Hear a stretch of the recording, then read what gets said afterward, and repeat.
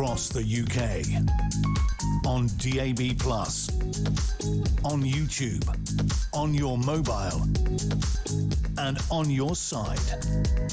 This is Talk.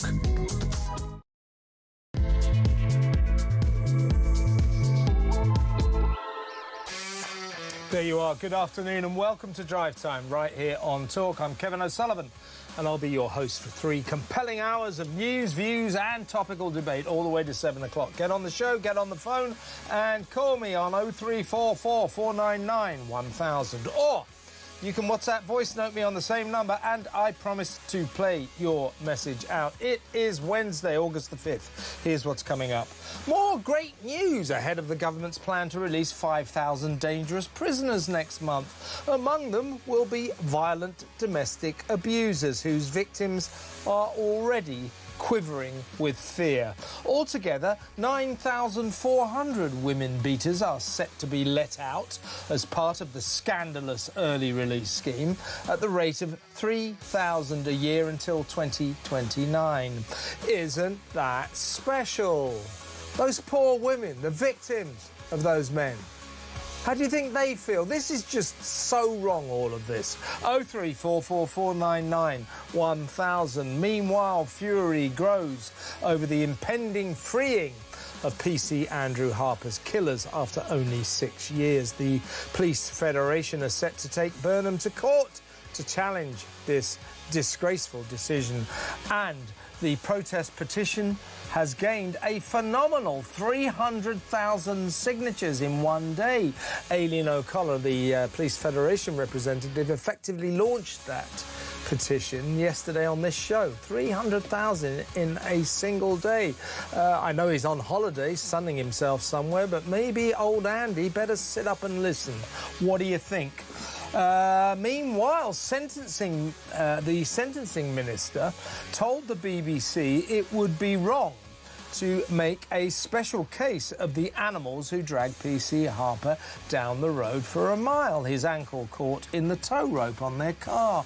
On the contrary, I think it's profoundly wrong not to make a special case of this pair of scumbags. Keep them locked up. What do you think? 0344 499 1000. In other news, what's Kemi Badenoch trying to do? Go to heaven for forgiving an allegedly reformed former neo-Nazi who served 3 years in jail for crazed Jew hatred? Or run a serious political party? I say the Tory leader's decision to let the decidedly dubious former neo-Nazi stand as a Conservative candidate in a local Somerset council election is just stupid. Surely a better idea would have been just to tell him no and find someone else. Is Kemi's bold stance really worth all the problems it is already causing? 0344 499 1000. Also on today's action-packed show, the madness of modern Britain, exposed by the ongoing absurdity of tying ourselves in knots over whether or not blokes can use women's loos. The new, very expensive guidance, according to the Supreme Court's biological sex decision, is essentially men use the gents and women use the ladies. Pretty pioneering, amazingly new stuff, eh? Now that we've spent hundreds of millions of pounds and wasted a deranged decade on this nonsense, can we get back to the system that worked so well until the trans activists and woke warriors declared war on common sense?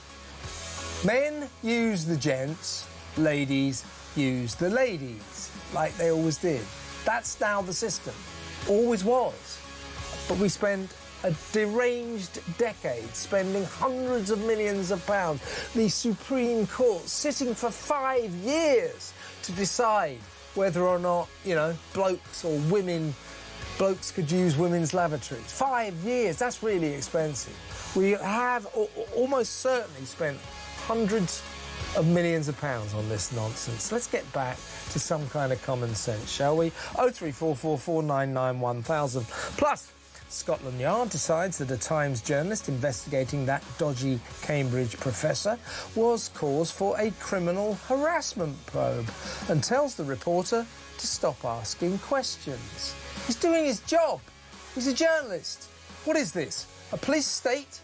03444991000. Frankly, I couldn't care less if Cambridge University wants to disappear down woke alley and destroy its reputation by hiring some stupid little fantasist as the youngest ever black professor. Who wants to do that? Who cares, you know? But if they're going to start, if the police are going to start telling a state, 03444991000. Meanwhile, the village that roared against the migrant crisis. I'll talk to a campaigner in the picture postcard Oxfordshire village of Piddington, where the 350 furious locals are protesting about 1,250 young male migrants about to be billeted in their midst. Isn't that special? 03444991000. And finally, the tyranny of 20-mile-an-hour speed limits as poor old prime suspect creator Linda LaPlante is banned from driving for 6 months for not driving at all fast. 3 counts of driving at considerably less than 30 miles an hour. If you're driving at less than 30 miles an hour, you shouldn't be getting speeding tickets. This is a tyranny, isn't it? 03444991000. All that and so much more. So don't go anywhere. Stick with me right here, right now on Talk, the home of free speech and common sense. Let's spend Wednesday afternoon together. Let's go straight over to my first guest. He is the research director at the Centre for Migration Control, Robert Bates. Welcome, Robert. Good afternoon, Kevin. Thanks for having me. Good to have you on the show. Well, right off the bat, this is a breaking news story. I want to get your take on it. A woman, there's dramatic footage of it, has been arrested in crowded Covent Garden after going on the rampage, stabbing 4 men aged 34, 39, 42 and 52. We don't know just how badly they were wounded, although 2 victims have been discharged from hospital. But there's this amazing footage of an air ambulance landing in the nearest possible place, which is Trafalgar Square. And the victim, or the victims, obviously had to be rushed there from Covent Garden. So one assumes that their injuries are quite serious. Now, the point about this, the police are telling us that this looks like a mental health case, that the woman may well not have been entirely within her wits. Well, that kind of figures, doesn't it? And we're hearing that possibly a pair of scissors was involved. There's footage of her being arrested. But the reason I want to bring this up with you, Robert, because, you know, for those of us who live in London, this is just another day in the capital, isn't it? But only last week, Sadiq Khan, the mayor, wrote a powerful piece in the Guardian newspaper, what else, telling us that those of us who think that London has become dystopian and dangerous are fantasists. We're totally wrong. It's a very, very safe, wonderful city. No problems here, nothing to see here. Big piece in the Guardian that all of us who are suggesting that there's a danger problem in this city, which, by the way, there is, you know, are somehow far-right anti-Labour campaigners or something. This is what he wrote. And this happens today. I mean, he's either lying or gaslighting us with this absurd article last week, isn't he? Well, and the final move was the state asked you to disbelieve the truth of your eyes and ears. And I think, unfortunately, actually, we have a political class in this country that, rather than face up to the fact that we do have effectively lawlessness in London, because let's be perfectly frank here, in the last several months we've seen innumerable incidences across the capital city. Let's not forget the Edgware Road protests. There was an event in Ealing as well that had casualties. There were almost every other day there seems to be an incident such as this, but yet our political class, and in particular the Mayor of London, are maintaining that London is this bastion of vitality and this city where everyone feels safe and amongst themselves. And the problem with that is that actually we end up avoiding the very, very important conversations that need to be had about law and order. And this is why I think public trust in the police, public trust in politicians is in such a freefall, because we are experiencing what it is like living in these streets, but at the same time being told that we should be more grateful than ever to be living in cities such as London. I think there were also columnists at the Times. Fraser Nelson has made a whole crusade about arguing that Britain is this safe haven and never been a better place to live. And it just simply doesn't stack up with the experiences of people's lives. And actually, I think it's incredibly insulting at this point to continue making this case when, again, we've got another incident here with the mental health card again being wheeled out. And actually, again, that is somewhat of a cop-out you do see from avoiding having to have any more of a detailed conversation about what the causes behind this might have been. And I suspect there'll be more to come out in the days ahead on this. Well, the woman, the footage shows that she's clearly white, which doesn't necessarily mean she's not a Muslim, but I think we can probably assume she isn't. Usually the mental health excuse is always wheeled out if the perpetrator's a Muslim. If it's an act of Islamic terrorism, the police immediately start talking about, a loner with mental health issues. But it doesn't look in this case as if that is apposite. We'll leave that hanging there, but we all know that when Sadiq Khan, Lord Khan, or whatever the hell he's called now, tells us that this city is safe as houses and it's not dangerous, he's just lying. Yeah. Talking of lying or gaslighting, now that I've got you, let's talk about your specialist area, as it were. 173 migrants were rescued from a burning mega dinghy yesterday, trying to cross the channel. So it's actually, if you look at the official listing of how many crossed the channel yesterday, it says 0. That's because there were 173 on their way in a massive... We've got to stop calling them mega small boats, because they're not small. It caught fire. They got rescued in a joint operation by French patrol boats, but also British patrol boats, border patrols, who took them, these migrants. A British boat took these migrants back to France. So it can be done. We keep being told that that cannot be done. It's just not safe. Well, it was done yesterday so safely it saved these people's lives. There's a bit of a lesson there, isn't there?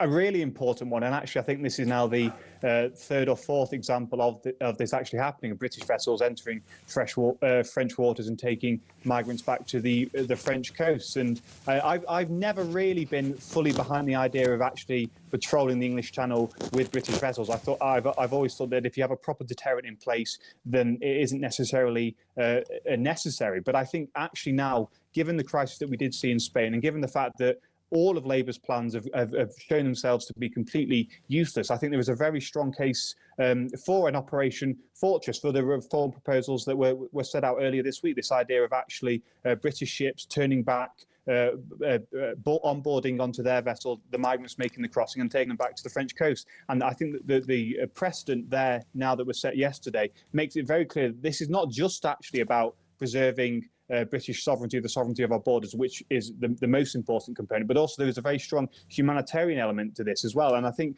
the French should be absolutely embarrassed by themselves today, because this is, and yesterday, because this is the direct result of their police officers sitting on the shore, twiddling their thumbs, and as they said to the Shadow Home Secretary, Chris Philp, being told they can't stop the migrants from boarding these vessels. It's on their shoulders, and if they're not going to solve it, then Britain will have to. Exactly right, but I don't predict that Mr Burnham will be picking up the mantle on this one anytime soon, because of course he's on holiday, after assuring us once again, this time standing on the white cliffs of Dover on Sunday, that Labour's plan to stop the boats is working. It's another example, isn't it, of what we were talking about with Sadiq Khan. Politicians, the government, in his case the Mayor of London, staring us in the face, and you can describe it nicely in saying gaslighting us, saying, oh no, don't worry about this, nothing to see here, the migrant crisis is under control. I call it lying. He's just lying to us. They're not stopping the boats, their plan is not working. In fact, I would suggest the migrant crisis is currently spiralling out of control. Well, I think with Burnham, it's slightly different. I think he doesn't care about this issue. And I think actually his tactic probably for the first couple of weeks was to just not talk about it come what may. He was bounced by events into addressing this crisis. But I think it is incredibly important, actually, that both Reform and Conservative politicians stop pointing out that Burnham's previously stated philosophical positions on the Channel crisis would make it a crisis beyond even what Keir Starmer was able to accomplish. He wants to give Channel migrants the right to work. He wants to give newcomers the right to claim benefits and access social housing. This is something that would throw open pull factors in Britain that are nowhere else present in Europe and probably not in the Western world. And I think it's very important, actually, that we start to hold this new Prime Minister to account for what is he going to do about the crisis, because his policy at the moment of simply saying, well, Shabana Mahmood is doing such a great job. I mean, the evidence of the last year or so suggests she's not. But simply saying she's doing a great job suggests he doesn't want this on his desk at all. Well, I'm sorry, you're the Prime Minister. Now, the accountability mechanism means that this does rest on your shoulders. Exactly right. And, you know, this is what the public want. We know this is the number one issue that concerns the British public, the British citizens. It is the migrant crisis. This guy, as you say, spent about 10 days before he even mentioned it, then started gaslighting us, saying it was under control, that their plan to stop the boats was working. So he said nothing, then he started lying, and as solace, promised us two things that none of us particularly want. One, loads and loads of new mayors. Nobody is that interested in devolution at all. Nobody. It's a really unpopular issue. Nobody cares. And, you know, I'm sure we do need to reform our social care system. But did you hear anyone screaming from the rooftops before he became Prime Minister? We need a new leader because we need a new social care system. No, said no one ever. So he ignores what the public want and just imposes on us what he wants. That is going to be the style of his socialist premiership. Talking of Mr Burnham, looks like he's going to be sued by the Police Federation for the scandalous prison early release system. He, of course, to be fair, he has inherited this from Starmer, and the prisons are overcrowded. But the sentencing minister, a guy called, I'll tell you in a minute, Jake Richards went on to the BBC this morning. Well, let's have a quick look. Let's have a look at Jake Richards. Had you heard of him before? No, me neither, but he was on the BBC this morning. Well, the new regime comes into effect from October the 1st. The sentences which have been carved out have been published online. Manslaughter is not one of those offences, and it would be wrong to pick out individual cases within different offending cohorts. That wouldn't be right. It wouldn't be lawful either. So it is correct that those two individuals will be subject to the new regime from October. I don't know anything about this guy, but I'll tell you what he looks like. He looks head to foot like a former spad, doesn't he? But I think he says it would be wrong to single this pair of scumbags who killed PC Andrew Harper out. I disagree. I think it's wrong not to do that. There's a public outcry. PC Harper's widow and mother are in great distress about this. A petition that was started virtually on this show yesterday by the Police Federation in one day has got more than 300,000 signatures. So if this government had any sense, they wouldn't send Mr Jake Richards, nobody's ever heard of him, onto the BBC to say it would be wrong to single this pair out. They would send him onto the BBC to say we are going to single this pair out. Don't worry, they're not getting out. Why don't they just do that?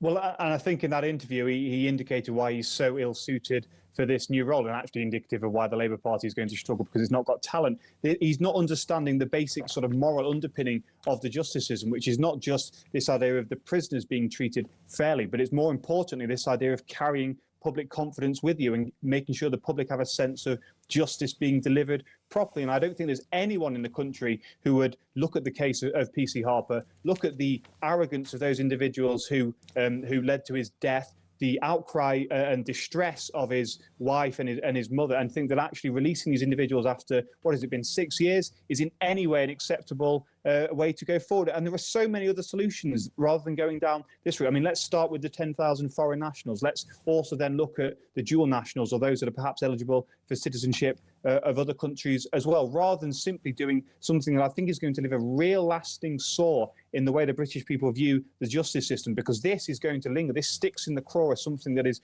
just fundamentally wrong on so many levels. Yeah, and I'll tell you, one of the worst aspects of this, of course, is terrible that manslaughterers, killers, drug dealers, violent people are going to be let out, but 9,400 domestic abusers are set for early release by 2029, 3,000 a year. That's 3,000 terrified women living with the grim prospect of the men who beat them up, who made their lives hell, being released. That is a terrible aspect of this, and we will deal with that in a minute. But Robert, thank you so much for coming on. Great to have you on the show, as always. That's Robert Bates from the Centre for Migration Control. Next up, we're going to deal with the strange case of Kemi Badenoch deciding that a former neo-Nazi who did 3 years in jail for crazed Jew hatred shall be allowed to stand as a potential Tory councillor in Somerset. She says it's time to forgive him. He's reformed. Well, my feeling about it is, you know, it's politics. Why bother? Why bother causing yourself all that problem? We'll talk about that next. Stay tuned.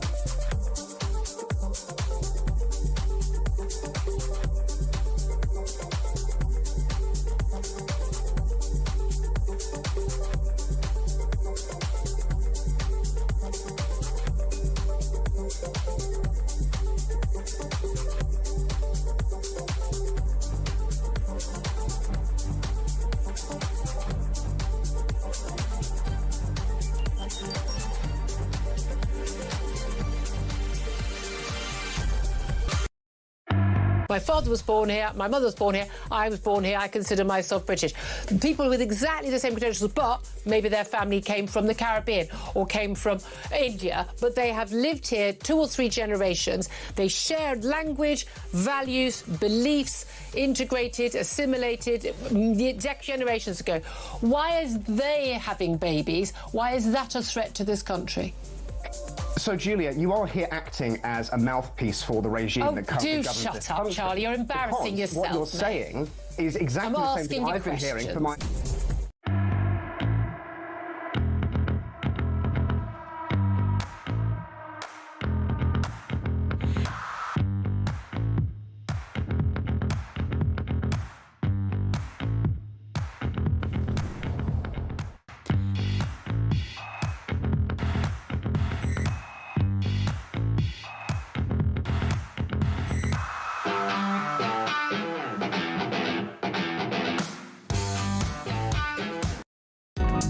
across the UK.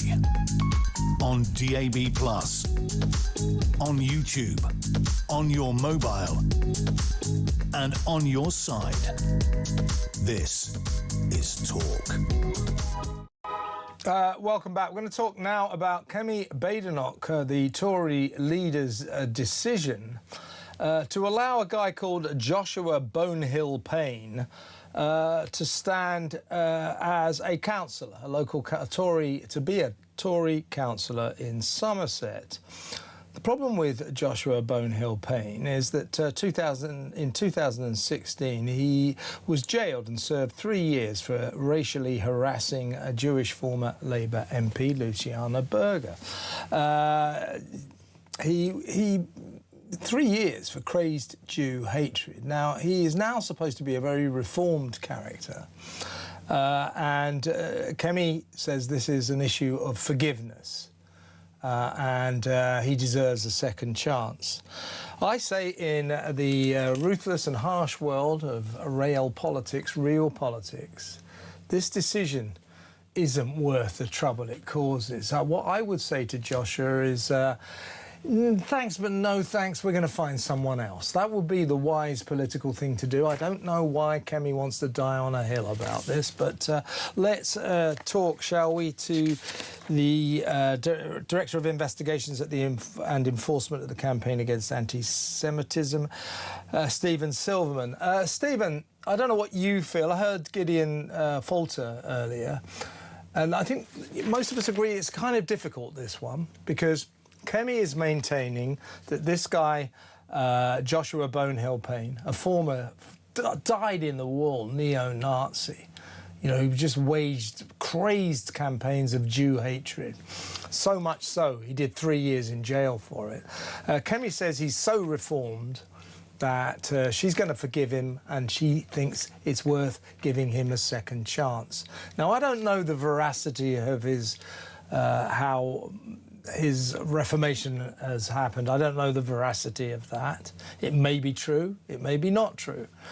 But don't you think, I mean, why is Kemi Badenoch doing this? I mean, I would just say as a political leader, you know, this really isn't worth it. Thank you, Joshua. We'll find someone else. What do you think, Stephen? I think this asks some pretty profound questions about our society and issues about rabid anti-Semite. He committed some absolutely abhorrent offences against Luciana Berger and others, and it was absolutely right and proper that he was convicted and went to prison. And Campaign Against Anti-Semitism worked quite hard to make sure that happened. But then, you know, if one of the reasons for prison is rehabilitation, what does somebody have to do to prove that they are sufficiently rehabilitated? And at a time when there is so much bad news coming out of our criminal justice system, you know, two-tier justice, killers being released early, prisons bursting. This, on the face of it, is a success story that seems to be, you know, seem to have genuinely reformed. If you look at his social media content, he makes no bones about what he did, and he appears to be genuinely remorseful for it. He speaks out against anti-Semitism, and he has become an educator in anti-Semitism. Yeah.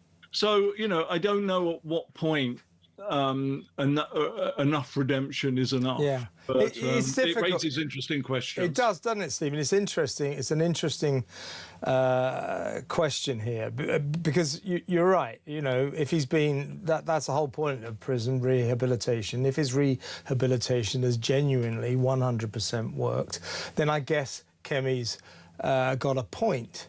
My question about it, though, is if I was Kemi Badenoch, you know, I know in the real world, you know, I would say, well, Joshua, I'm really pleased you've been rehabilitated and you've seen the light and you're no longer a neo-Nazi. But if you don't mind, I'm going to say no. I'm going to find another candidate. You know, she's made a lot of problems for herself here. I'm just wondering, I mean, I guess I'm not asking you a question about anti-Semitism here. I'm asking you a question about politics. I'm just wondering whether she's made a wise decision to potentially die on the hill about this. I mean, I can't speak to what is motivating her for this decision.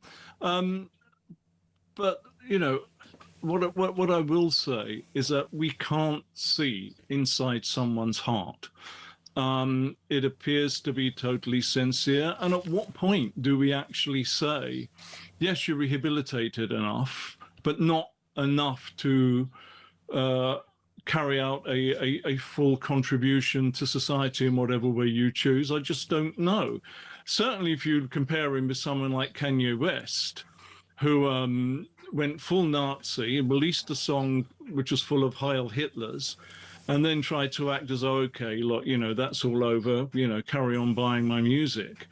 I think we're in a very different realm. It is difficult. It's not going to please everybody. I mean, we've spoken on many times, and you know my position on anti-Semitism and anti-Semite. Of course. I like to think that that redemption for people is a real possibility. I guess I do too. Here's the awkward thing, Stephen. You and I found ourselves at one with the Green Party leader, Zach Polanski. Have a look at this. But I do believe in rehabilitation. I think someone can say something or even do something and make a mistake. Now, I think the important point is that we don't just apologise and move on.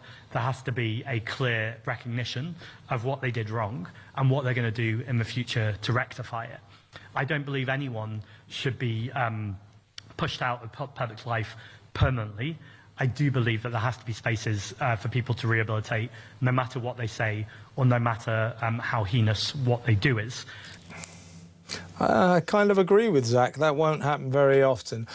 Stephen, one last point before you go. We should spend some more time at a different date on this, but this story emerged this morning that the number of recorded anti-Semitic incidents for the first 6 months of this year has rocketed by a fifth, by 20%.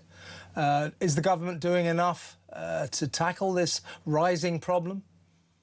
It's important news, but it's probably the least surprising news we've had for a while. And of course they're not. That's why they've had to just invest £250 million over 3 years in protecting the Jewish community, because they failed to act. We are putting sticking plasters on a problem without addressing the root cause of radicalization in all walks of life in this country. And I still see no sign of anyone with the power to address it starting to take any steps to do so. We're in a really powerless state.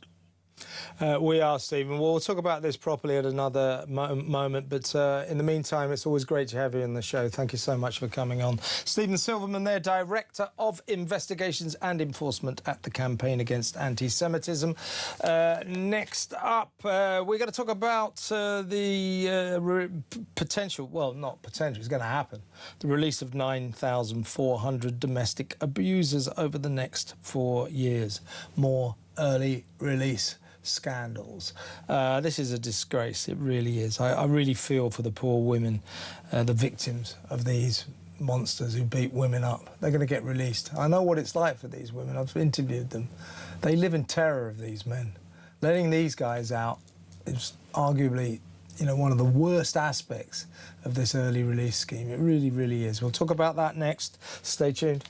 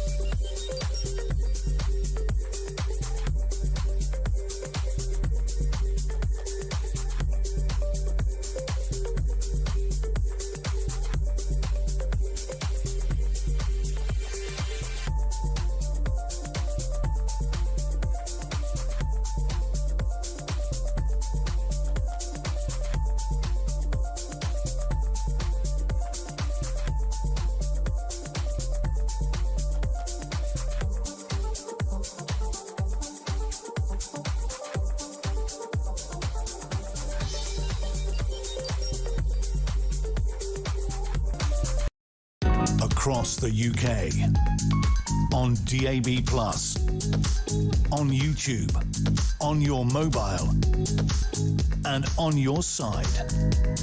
This is Talk.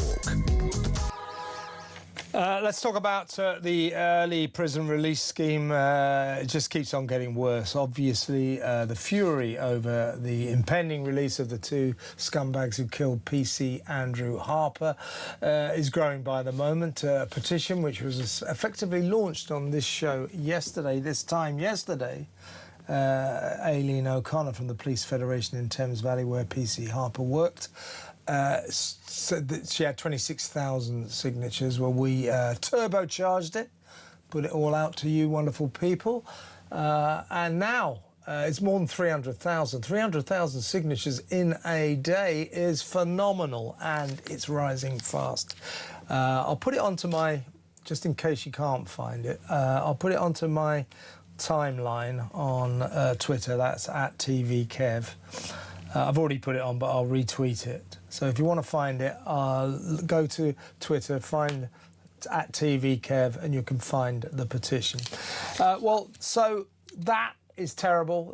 The release of violent killers, drug dealers, the sex criminals will now not be released, but 5,000 very dangerous men will be released in September. Among them, around about 3,000, potentially 3,000 domestic abusers. 3,000 domestic abusers. These are men who beat up their female partners, who make their female partners live in terror so badly that they get sent to jail. These are the worst of the worst. By 2029, 9,400 of these people are slated for release. So that's at the rate of 3,000 a year. That, I would suggest, is 3,000 terrified women every year suffering the horror of the release of the men who beat them up to within an inch of their lives. It's really shocking, this. Let's talk to Chris Tuck. She's a child sex abuse survivor. Chris, welcome.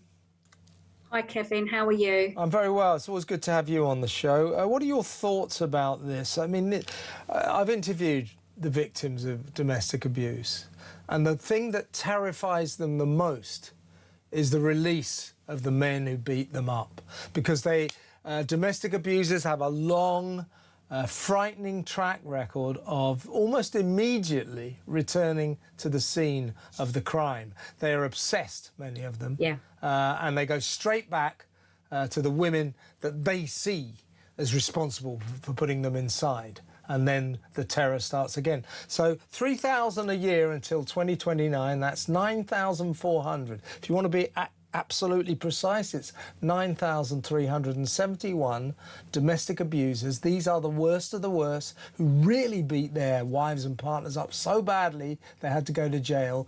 3,000 a year released over until 2029. 3,000 every year, 9,371 altogether. I say that's 9,371 women who have been plunged into instant terror.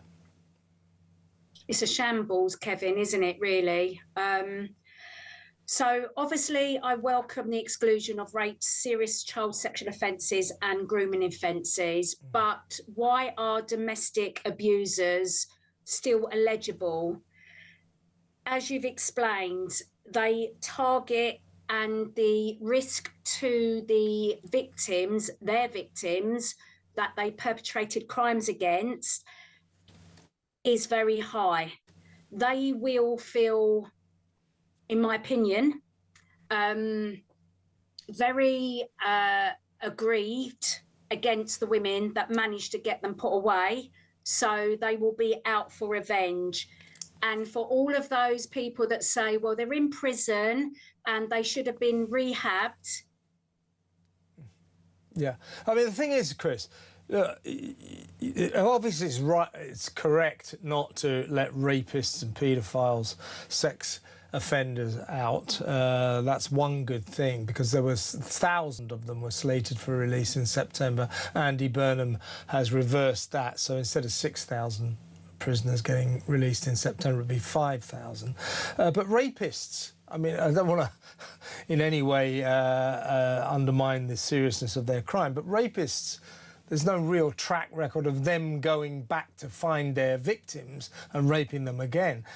Now, domestic abusers, there is a long track record of that. That's what they do. And in this decision to decide that domestic abusers are somehow not terribly dangerous, you know, in the great scheme of things, they haven't taken that on board.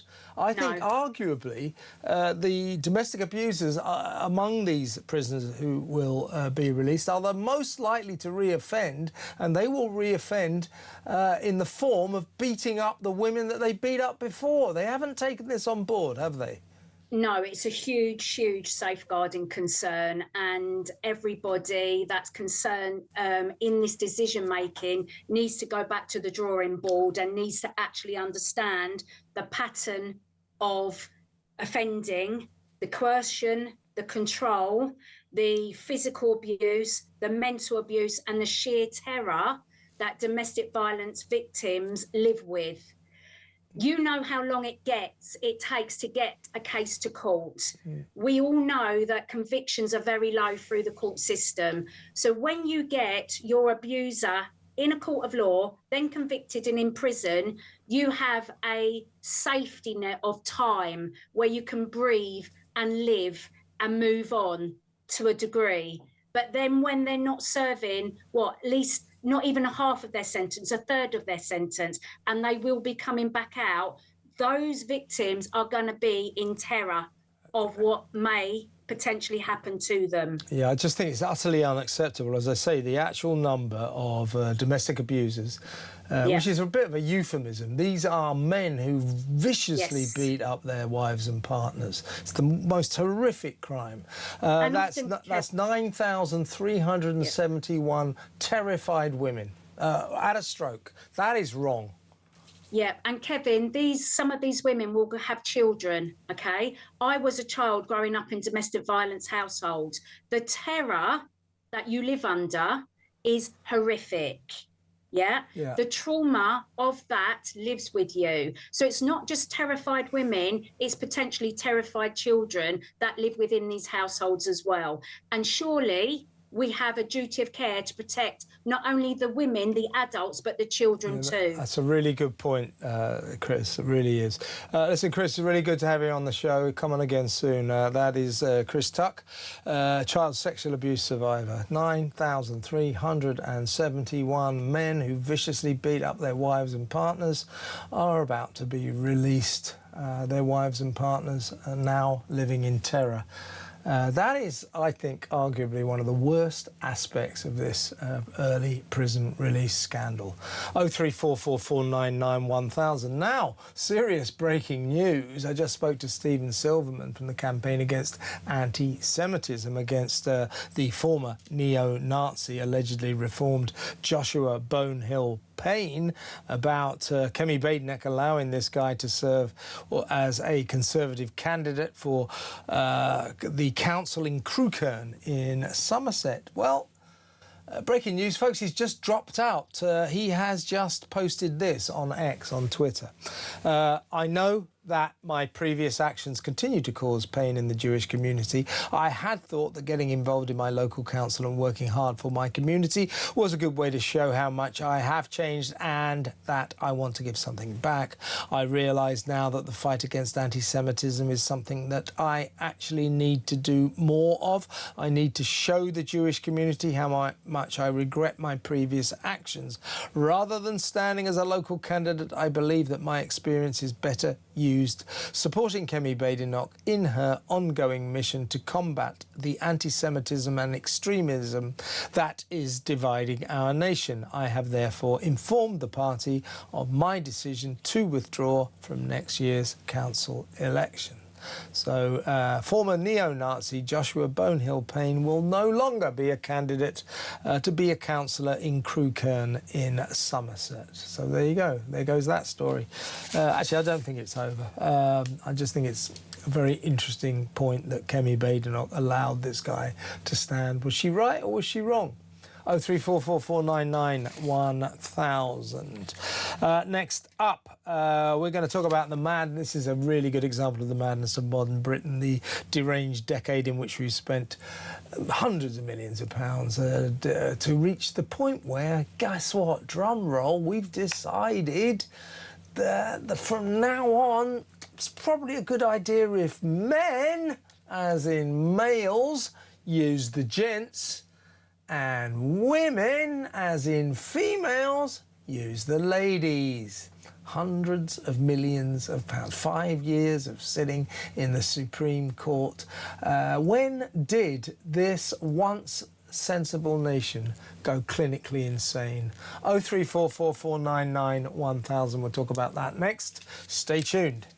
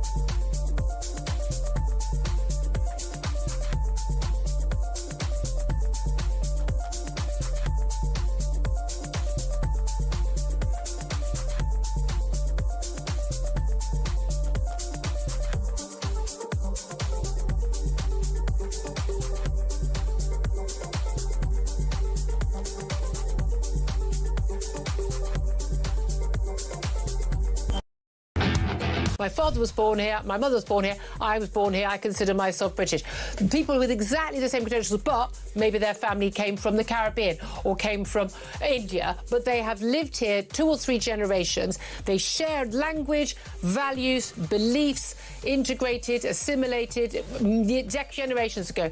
Why is they having babies? Why is that a threat to this country? So, Julia, you are here acting as a mouthpiece for the regime that currently governs this country. Oh, do shut up, Charlie. You're embarrassing yourself. What you're saying is exactly the same thing I've been hearing for my...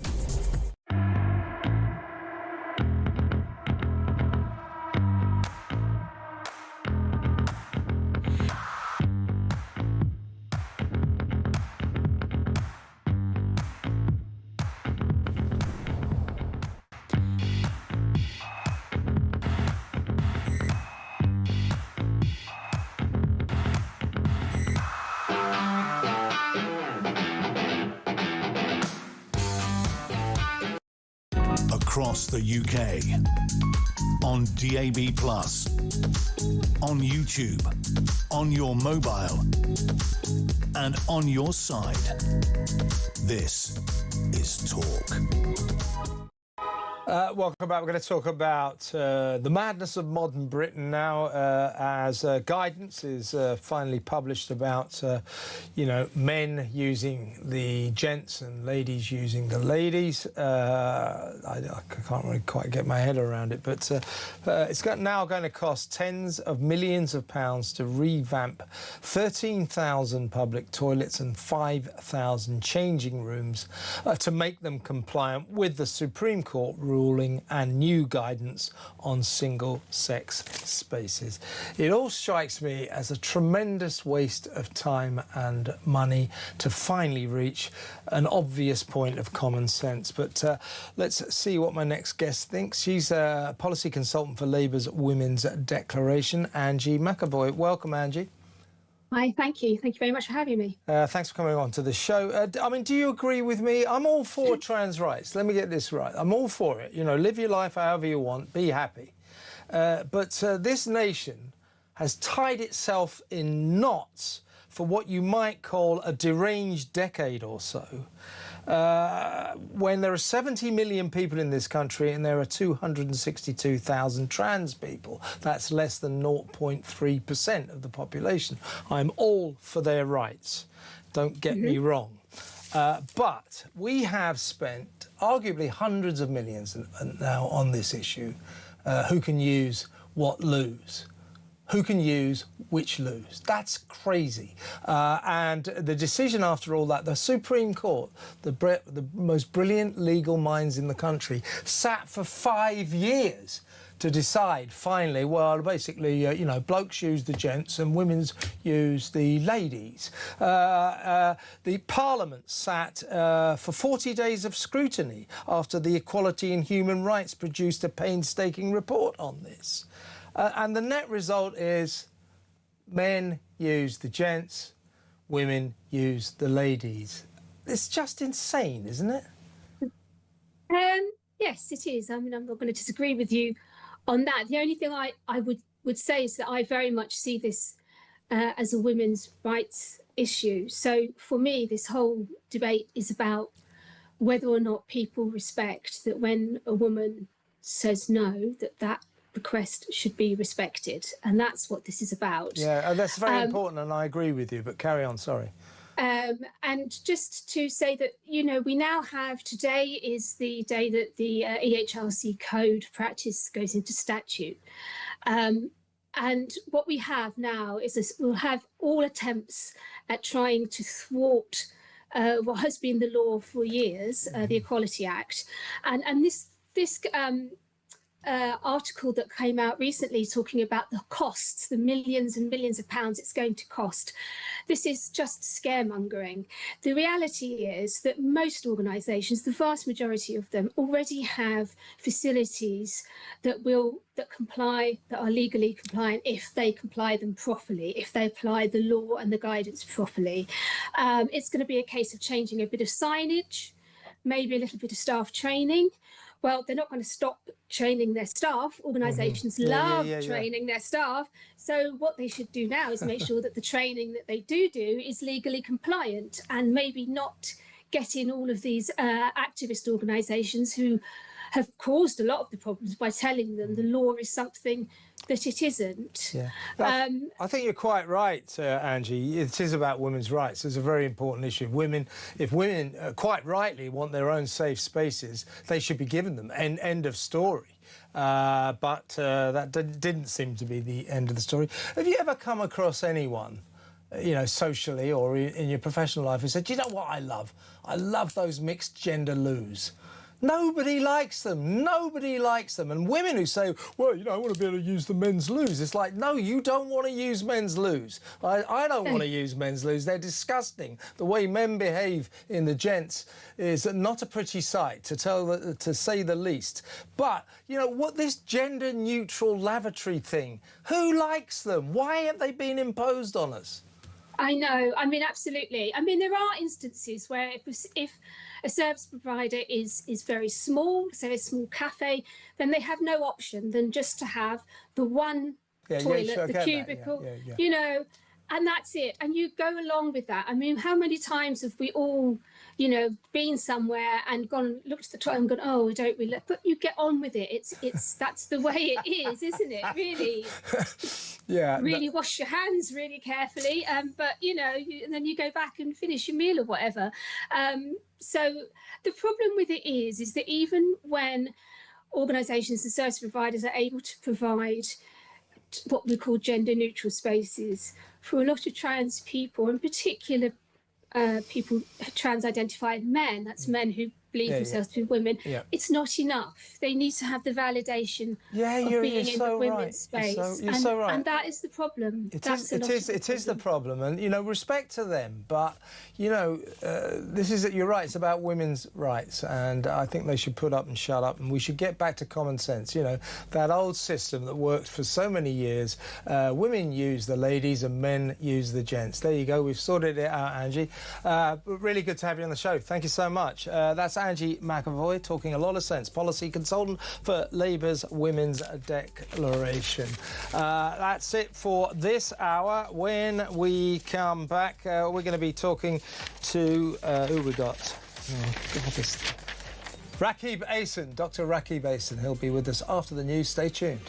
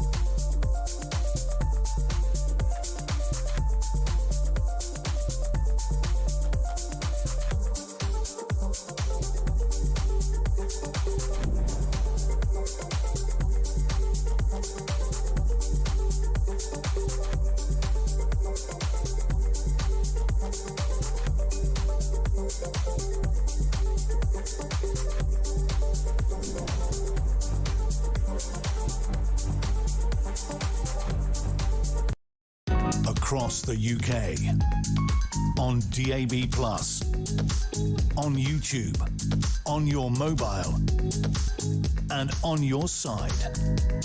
This is Talk.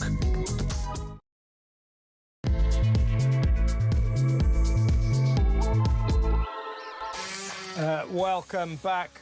Let's go over to, well, let me tell you what's coming up. In 25 minutes, we're going to talk to Tim McNally.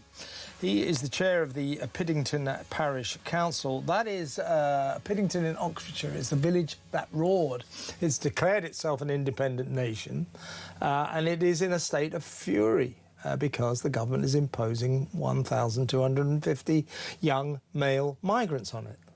In their midst, they're going to be billeted in a place called Bicester, just down the road. In Piddington, there are 350 residents.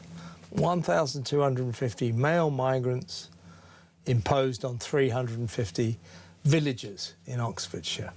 Tim's fury is off the scale, and you can understand it. So we'll talk to Tim from the village that roared, Piddington in Oxfordshire, in just a little while. First up, though, let's go over to our next guest. We're going to go through some of the big stories of the day with the excellent social policy analyst, Dr. Rakib Ahsan. Hi, Rakib. Hi, Kevin. How are you? I'm good.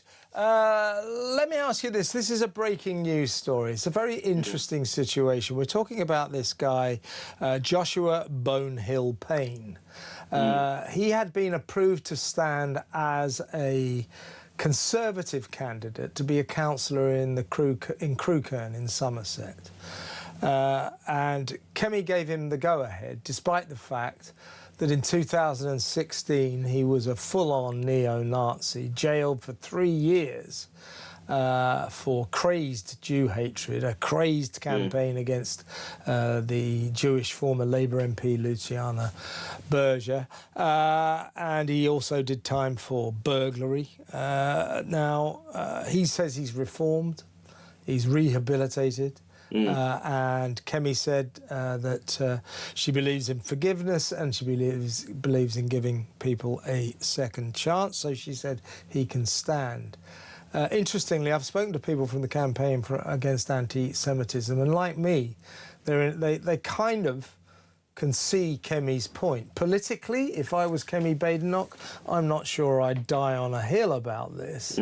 But I don't think she's necessarily wrong to entertain the possibility that this guy is completely reformed.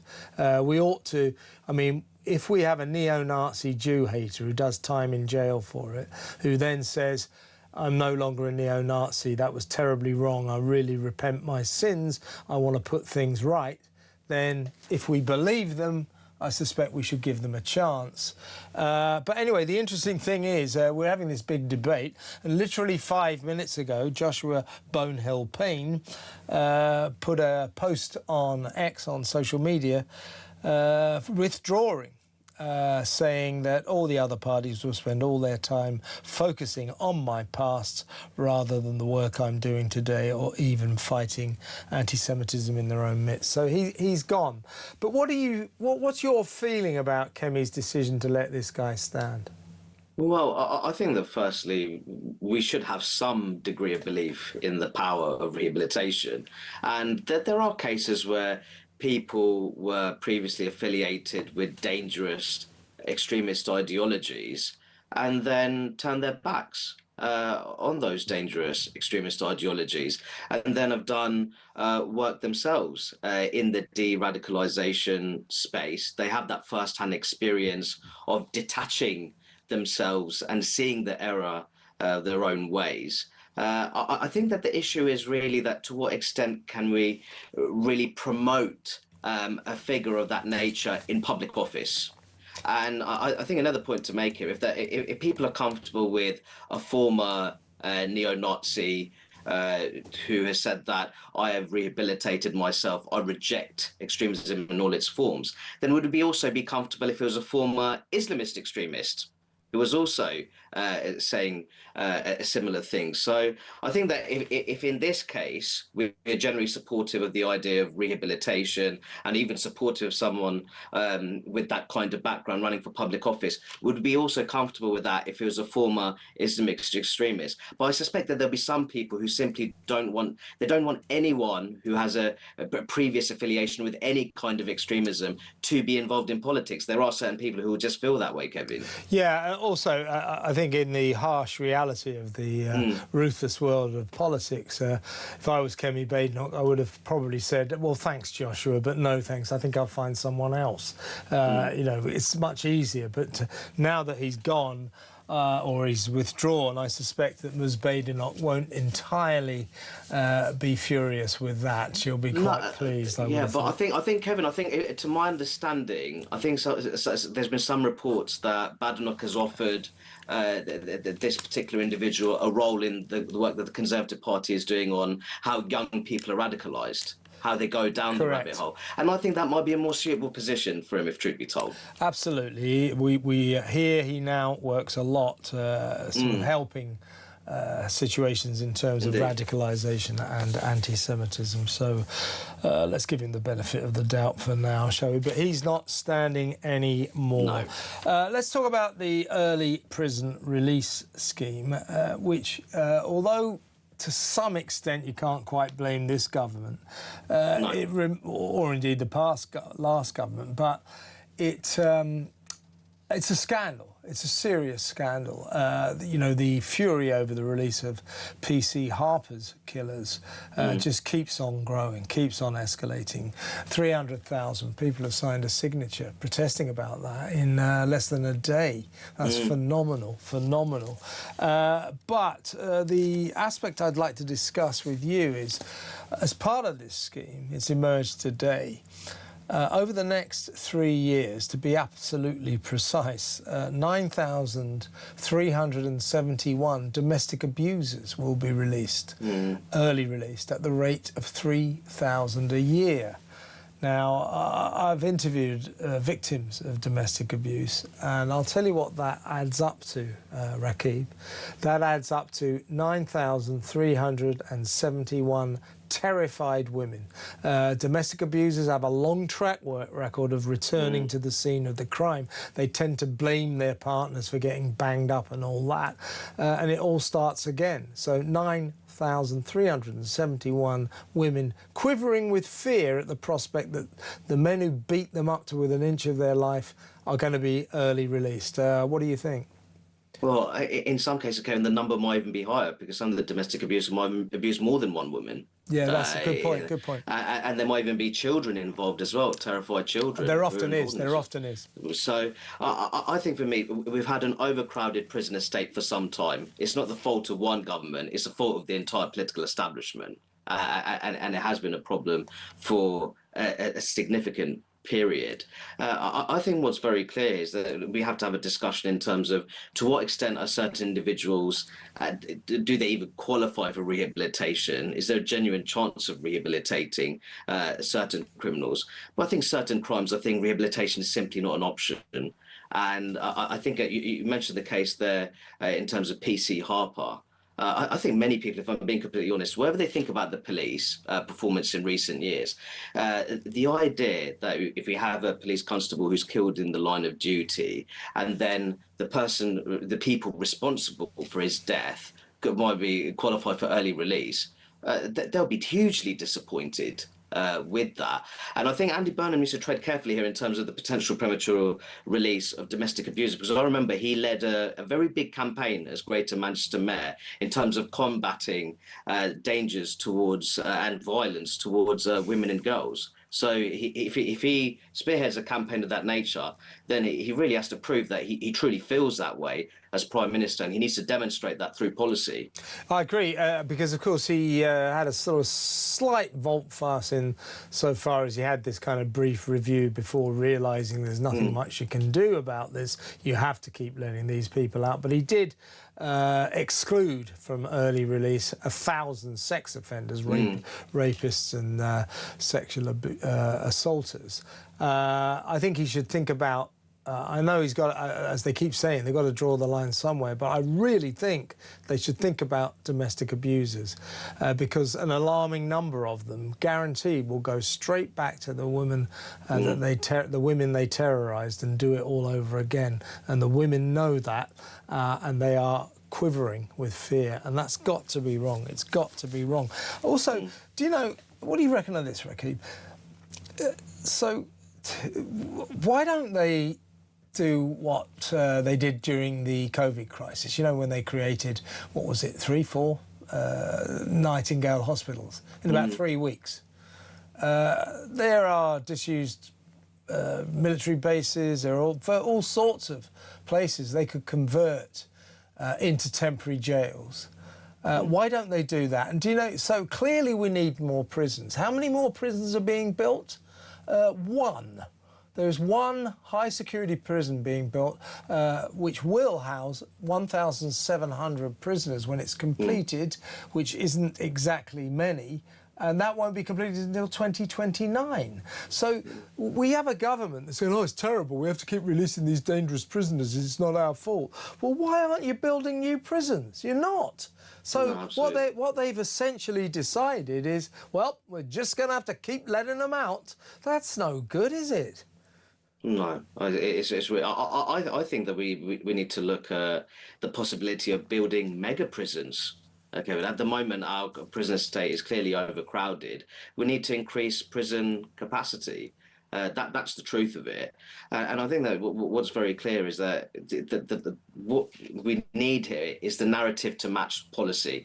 The Labour Party for some time has talked about clamping down on violence towards women and girls. Then you have to prove that in terms of increasing prison capacity in order to ultimately keep domestic abusers incarcerated and certainly not releasing them prematurely. And I think part of having a conservative law and order policy, which I think most people would be supportive of in the country, especially when it comes to serious crimes such as violence towards women and girls, is ultimately expanding prison capacity. And with that, there's even ideas. I think one idea is there are many people who previously served in the army, for example. And I think in terms of reintegrating them into a more civilian role, if you could call it that, why can't that be part of the prison and probation service for these new prisons? I think that's a possibility. Yeah, I just find it strange that all you've got is this government going, oh, it's so terrible, we have to keep... No, we're not happy about this. Oh, but what are you doing? What are you doing to rectify this situation?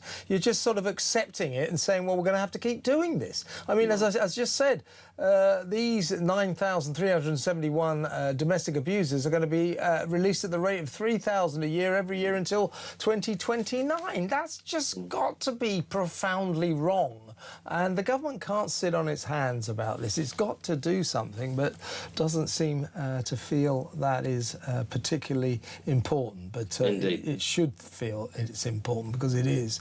Let me ask you about this. The Bank of England, right, once a serious organisation. Now it's gone crazily woke, you know, getting rid of Winston Churchill's pictures on banknotes to be replaced by pictures of birds in the wild or something. I'm surprised Jason Arday hasn't made the £10 note yet, to be honest. Yeah, I'm going to talk about him later.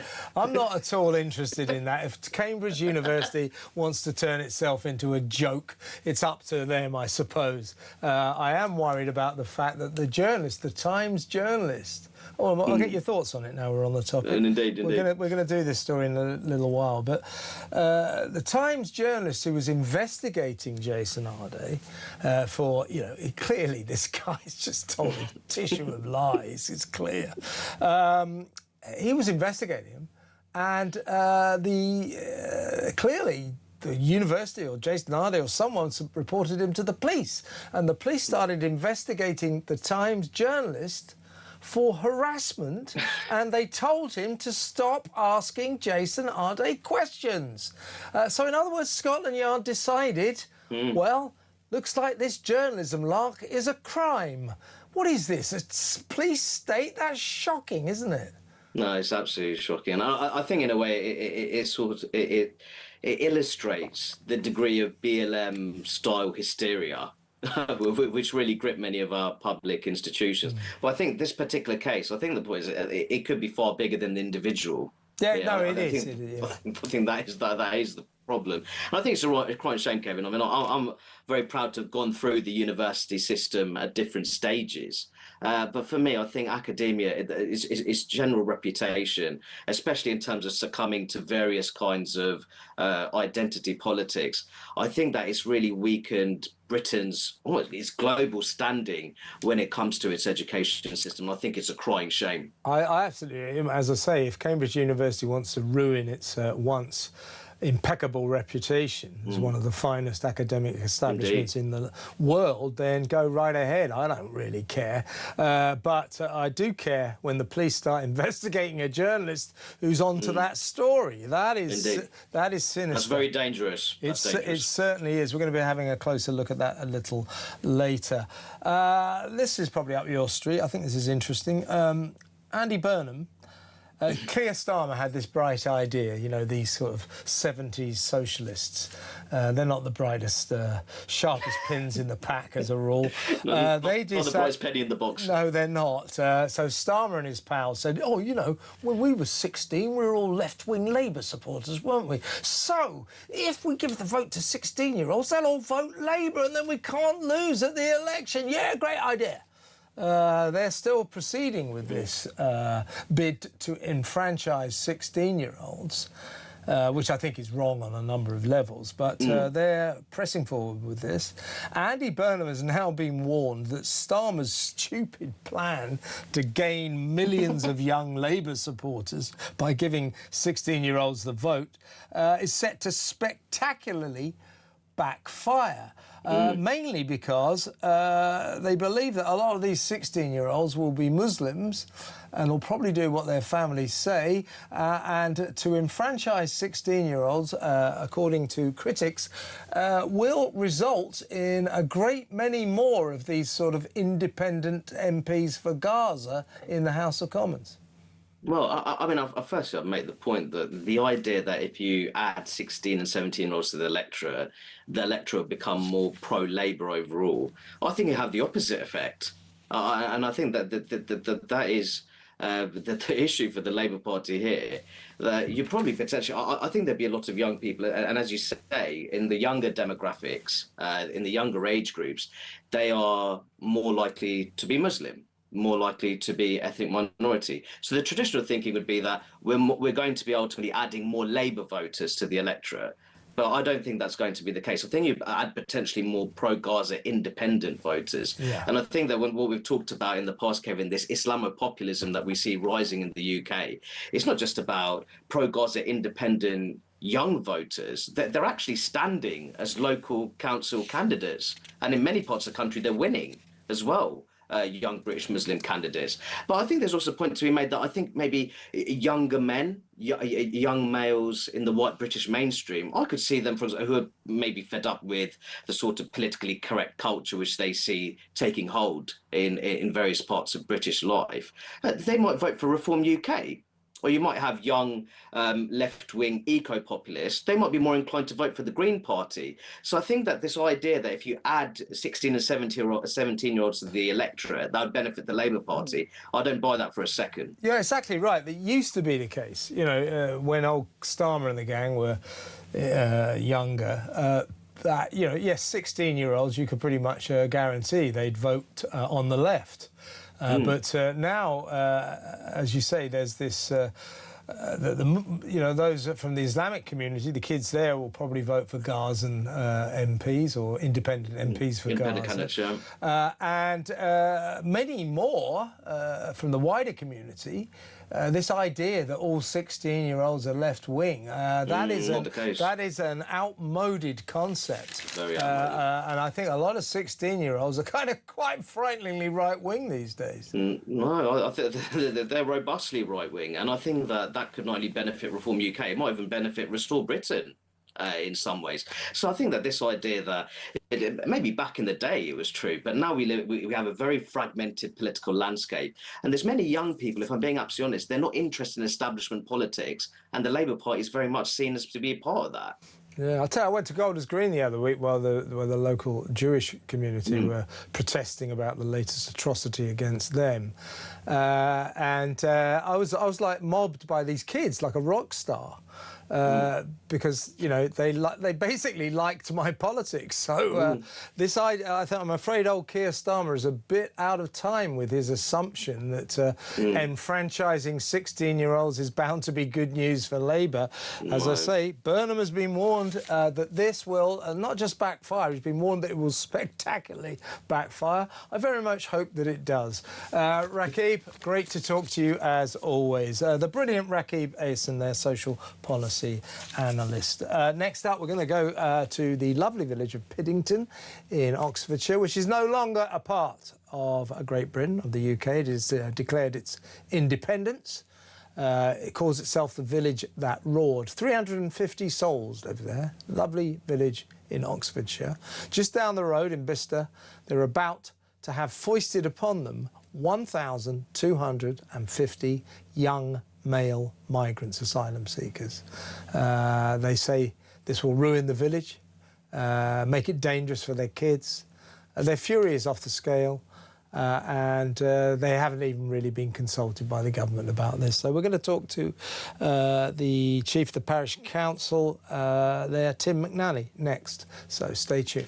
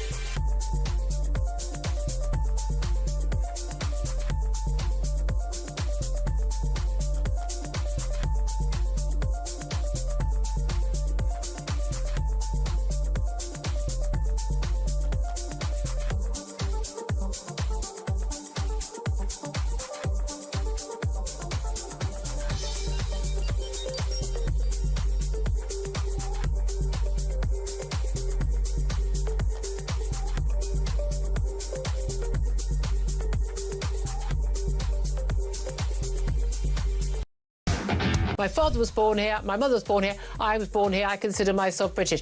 People with exactly the same credentials, but maybe their family came from the Caribbean or came from India, but they have lived here 2 or 3 generations. They shared language, values, beliefs, integrated, assimilated generations ago.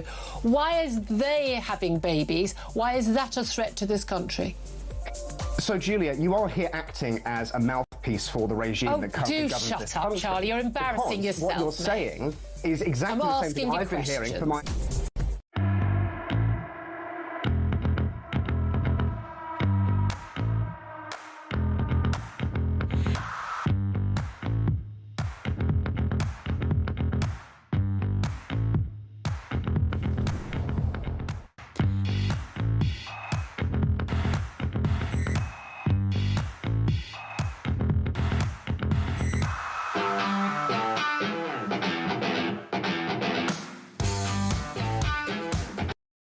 Across the UK, on DAB+, on YouTube, on your mobile, and on your side.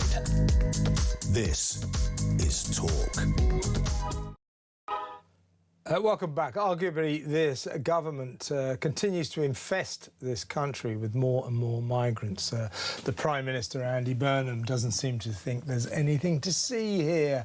Oh, our plan to stop the boats is clearly working. No, it's not. Meanwhile, hotels, houses of multiple occupation, disused air bases, army camps, so on and so on. Loads and loads and loads more sites are set aside in which to billet our increasing number of asylum seekers.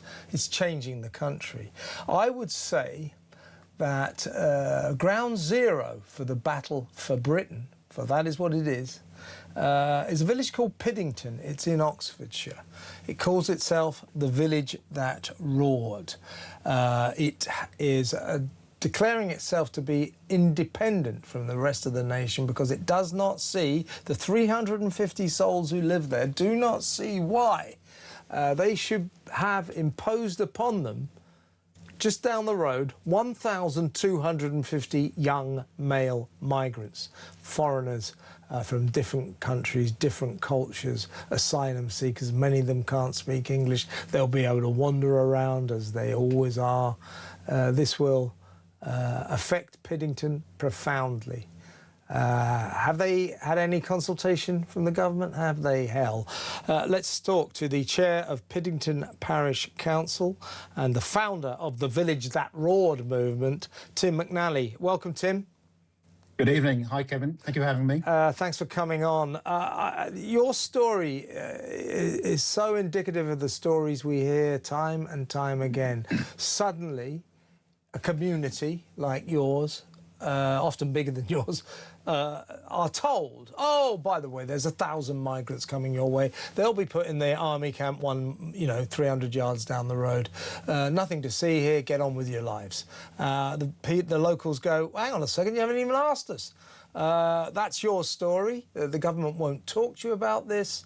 And you are so furious, you're declaring yourself independent and you call yourself the Village That Roared. Well, tell us first of all, Tim, if you can, exactly what is going to happen, how far away this place is, where they're going to put these migrants. Tell us all about that. Yeah, sure. I mean, I probably live the furthest point away from the gate to the centre that's been proposed. What sort of centre is it, Tim? Sorry. So it's actually a logistics. It's an RAF logistics site. It has no billeting, has nothing whatsoever. They've got about 900 40-foot containers on there that they've got to get moved out. So this hasn't got any accommodation on it whatsoever. So the intention is, in terms of the plan they've got, is I understand that in terms of utilities, water, sewage, electric is all going to be started to go on land by the 1st of September, with the idea of making the site viable by early November. So this is this has all gone on very quickly. There hasn't been an ounce of consultation with the village. We are basically, it's an astonishing point, because the things they use to wrap this up, to make this sound nice, to make this sound agreeable, is they use this thing called security vetting. And security vetting to you and I would be something that would be quite a high threshold to attain. But unfortunately, putting it into perspective, only about 10 weeks ago on Radio 4, the Home Office were interviewed and they explicitly disclosed that they could not age verify any of the asylum seekers that they are managing. Yeah, but you can rest assured, as they say, there will be young men of military age. It's a bit like the camp down at Crowborough. There's something quite sinister about these camps, because a lot of them are designated for young males only, which I think makes it much more worrying for parents in the local area.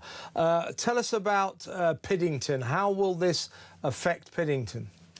Well, one of the first questions I did ask when, Callum Miller is our local MP. He's a Liberal Democrat. I didn't vote for him. He's apologised. Good idea.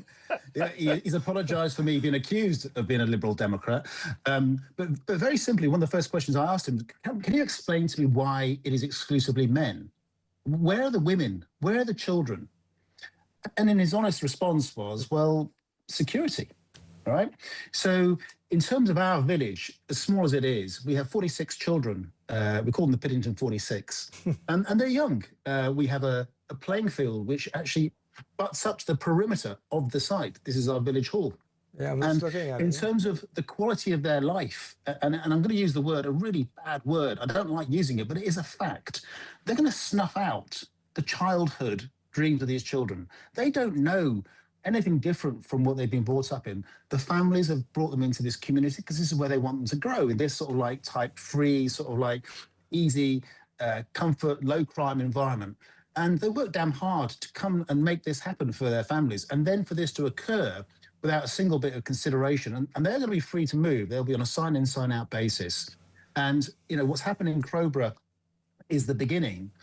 We've been looking at a lot of things in terms of what is going to be the impact.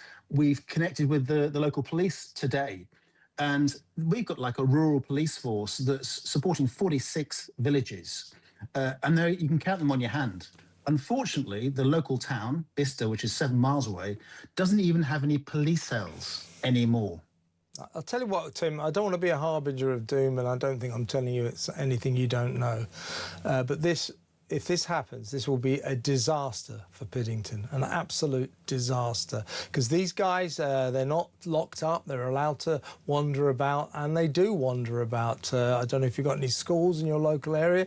They love to hang around school gates. They tend to gather on corners, drinking, smoking, etc.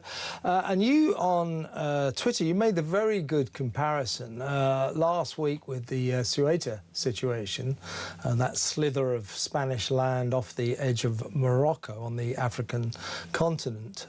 60,000 migrants suddenly surged into that enclave, and people were saying this is unsustainable because there's only 82,000 people who live here, and suddenly we've got 60,000 migrants among us. This is ludicrous. The proportionality is out of control here. As you point out, for a village of 350 people to suddenly, in effect, be invaded by 1,250 migrants, it's a lot worse than Ceuta, isn't it? Considerably worse. And the very fact we don't have any, any infrastructure, police, army, security, nothing. We have a barracks approximately probably a mile or two from the location, and they've actually been given security. Their security has been beefed up as a consequence of this suggested proposal. But more importantly for me is the fact that I'm really agitated with the way the politics of this country is. It is totally and utterly broken. When we had that Brexit, we were supposed to break away. We were supposed to have sovereignty, control of our borders, and we haven't done any of this. And when a Prime Minister turns up and is within his second week of position, he turns around and shows concern to Ceuta, which is basically 1,100 miles away, and yet Piddington, only 60 miles away, with an influx of 300% of the population. I mean, it beggars belief. I just don't understand what this guy's about or where he thinks he's going to take this country. But I can tell you now, the people who connect with me, and a lot of people are connecting with me from many different constituents, are all asking me the same question. How can we do what you're doing? How can we join you in this revolt? Because it's a revolt. And tell us about the independent Republic of Piddington. How will that come about? What will be the tenets of your independent nation? It's a tricky one. As you know, by law, we can't actually attain absolute independence per se. But I'll tell you how it came about, because it was in the hour of our despair, and I use the hour of despair, when people suddenly realised they were caught in a corner. They couldn't sell out, they can't move out, they're trapped, totally trapped. And when you've got a family, you've got to think, how do I protect, how do I look after? And me and my position, which is basically to help lead the village out through challenges and problems. I mean, all I'm supposed to do is look after potholes, signs, God knows what else. But this is big, this is huge. And when I was in that semi-depressed state, I was heading down the M4, 6 o'clock in the morning, going to a job, and I saw on the gantry on the top, and it said, Jeremy Clarkson for King. And I thought to myself, how can I get that principality mindset, that idea of how can I bring people together and help them gel together, form an alliance, a coalition, and we work together to actually fight this process and demonstrate back to the world. And we have hit the world. There's not a country on this earth that has not now heard of Piddington. It is everywhere. Well, here's the thing, Tim.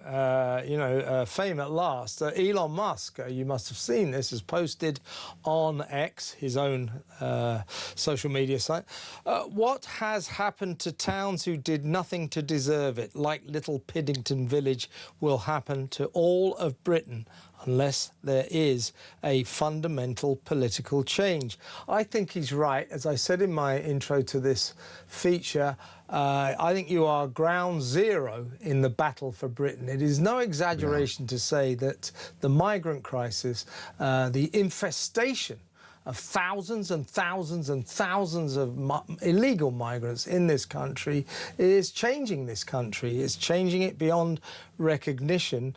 And so I think your battle is significantly important. Kevin, what I want to add, because it's really, really important, one of the things that I've been able to benefit from is an inside view to the rest of the country. And a lot of people have said to me, well, where were you when it was happening to us? And to be fair, I respect that, but I know I'm representing my people. But I'm now finding I'm representing this country. I have no political aspirations whatsoever. But I have to say to you, that those people who are living in despair, and there's an awful lot of them living in despair, in a second grade quality of life as a consequence of this political activity or inactivity to address the issues and sort this out.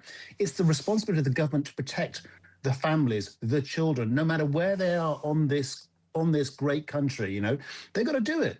Now, as I said, I've had so many unhappy people saying, here, take it. It's your time now. It's your time to take it. Well, actually, do you know what? If I have to take it, we will, but I'm going to break it, and I'll break it for them too. This is a whole country issue. It's not just for us. And I've had to use the focus of Piddington, the fact that it is so minuscule, to actually amplify the significance of what's going here. I didn't want it to get lost into the town of Bicester, 7 or 8 miles away. No, Piddington is right there. You know, it's right in the heart of this problem. And we know, we've been reading a massive amount of reviews and reports on managing men of large numbers. Government haven't done a study on this, but it has been identified any numbers greater than 400 as a group of men starts to cause the mental health issue. And men with mental health issues are going to be massively impossible to manage. I'll tell you, as I say, I don't want to be depressing, but it will be a disaster for your village, and I hope you win. Tim, let's stay in touch. You're always welcome on this show. Great to talk to you. Thank you very much. The brilliant Tim McNally, he's the chair of Piddington Parish Council.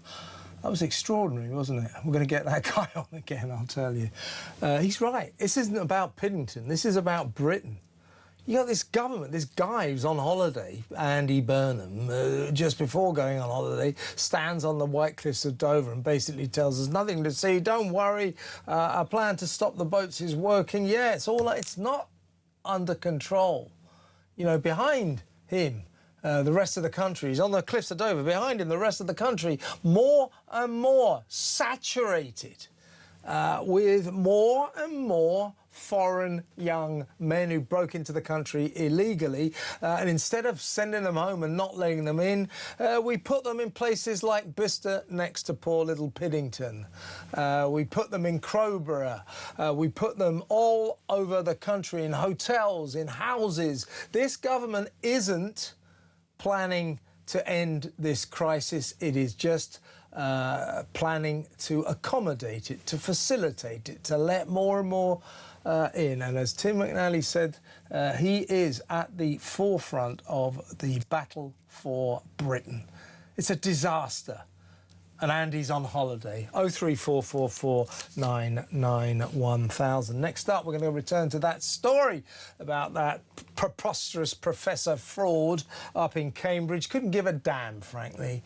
You know, stupid little college wants to ruin its reputation by wokery.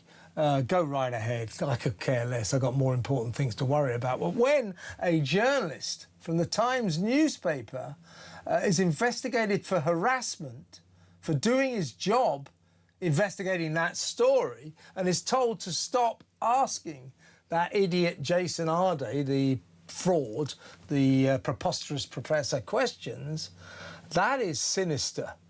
That is not harassment, that is journalism. That is a reporter doing his job. We cannot have the police sticking their nose into that. What on earth were the cops thinking? We'll talk about that next. Stay tuned.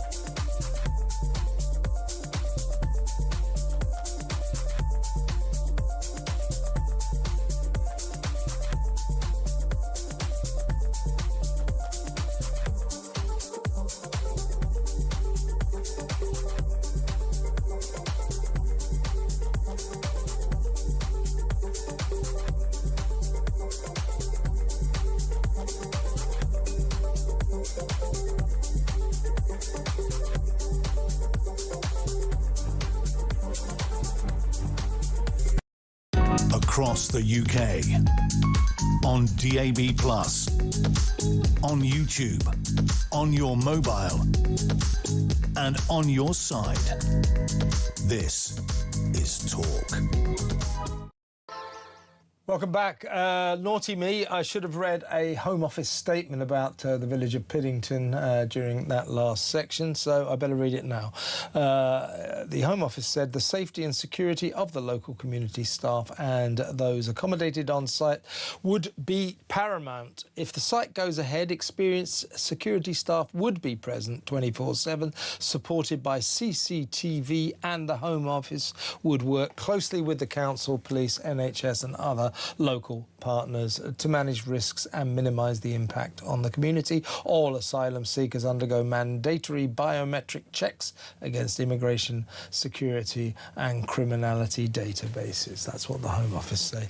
Let's move on. We're going to go back to that story about that ludicrous, preposterous professor, the youngest black professor in all of Cambridge, Jason Harday. He's just a liar. It's obviously sort of lying little fraud. But I don't care about that story. I don't think most people lose any sleep about whether or not Cambridge University, the idiots who run it, want to ruin their reputation by driving straight down Woke Alley. It's up to them. Who cares? But this is when I do start to care. The Times journalist who was investigating that story found himself at the centre of a police investigation. He was reported to the police.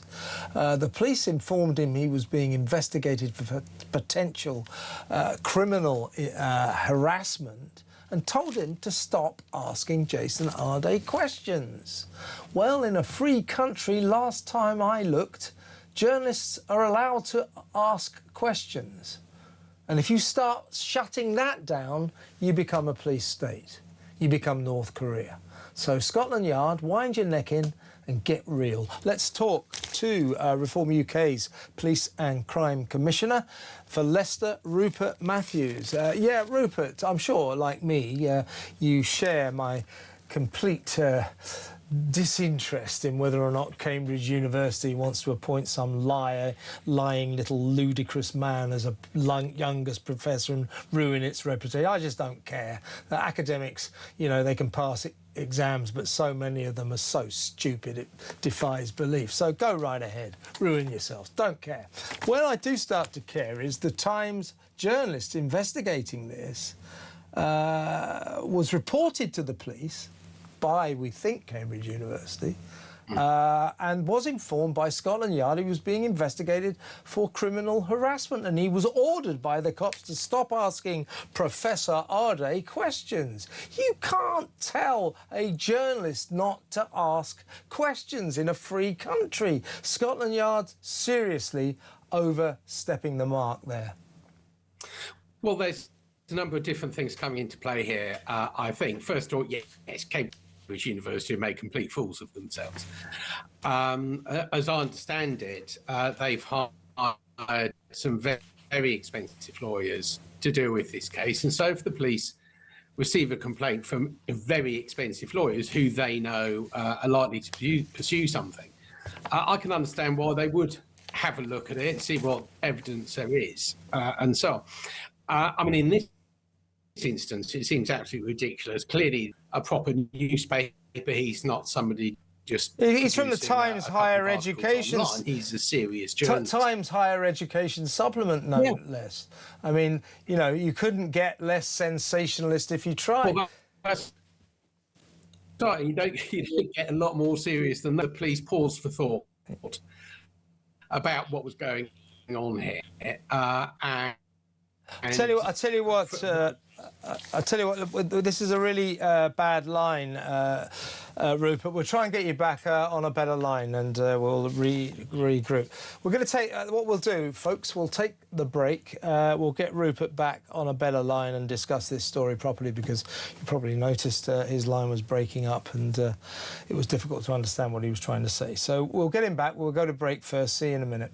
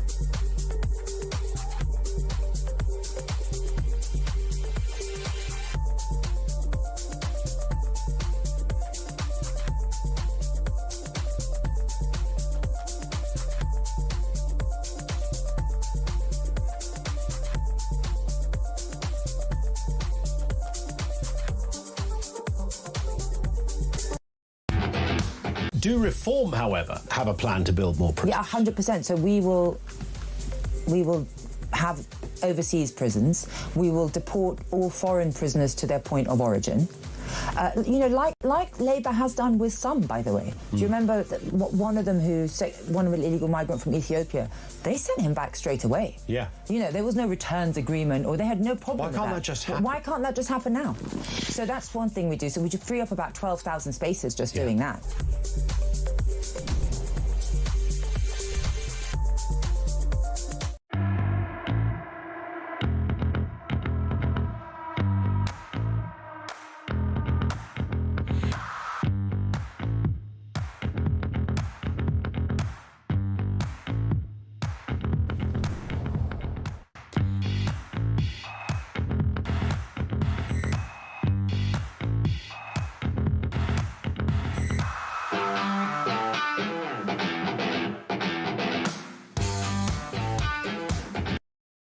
Across the UK, on DAB+, on YouTube, on your mobile, and on your side.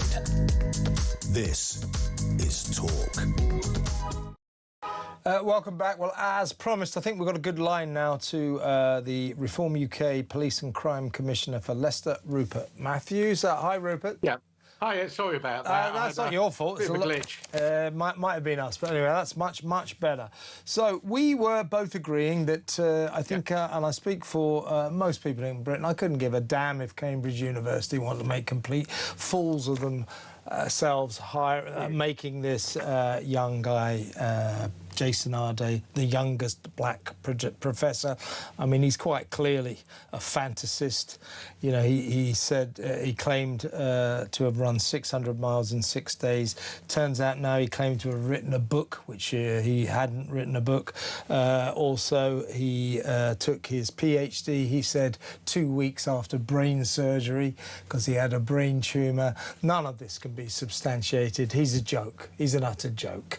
But as I say, if Cambridge University wants to ruin itself and its reputation, hurtling down woke alley, I don't care. But what I do care about is that Jack Grove, a reporter for the Times Higher Education supplement, was investigated by the police after Professor Arday apparently hired a law firm who got in touch with the Times Higher Education supplement to say that its apparent attack may be racially motivated. That is absolute nonsense, and after all.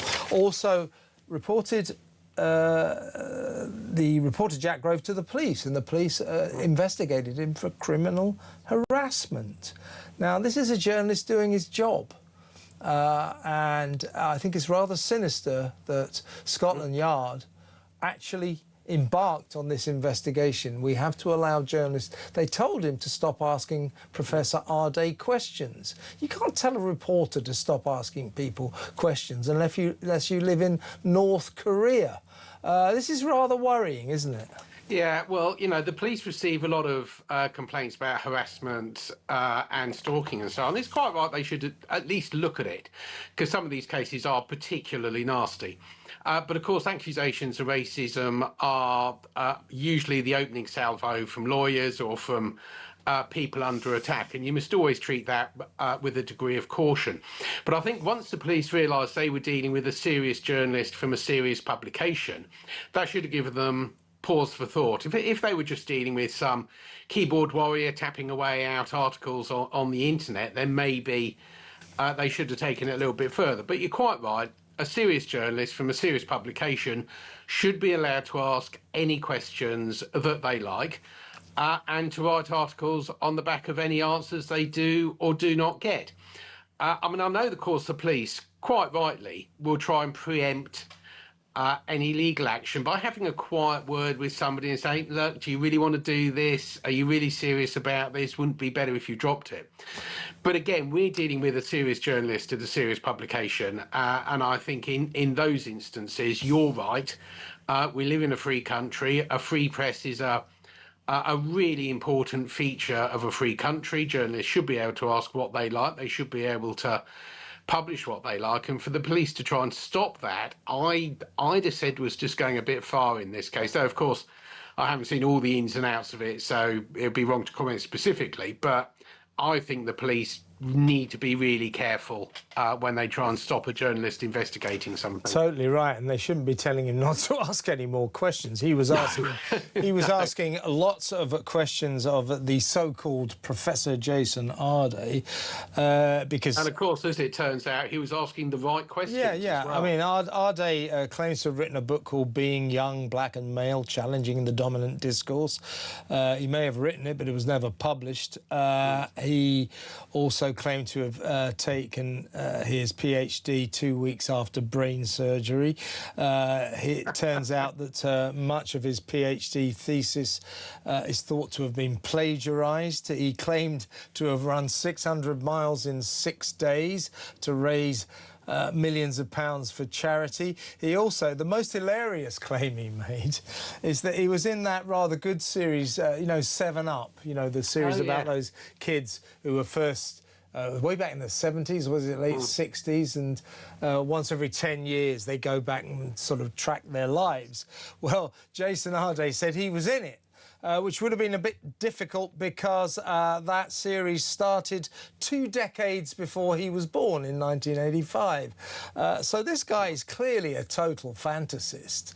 Yeah, and I think part of the problem here, and I've seen it myself on occasion, is when somebody is sort of being ushered through as being something wonderful, the boy wonder, and so on the back of fantasist claims and so on. People are frightened to challenge it, particularly when you're living in or you're working in academia or some elements of the public sector, where an accusation of racism can destroy your career, even if it's not true. Just a mere accusation can destroy a career.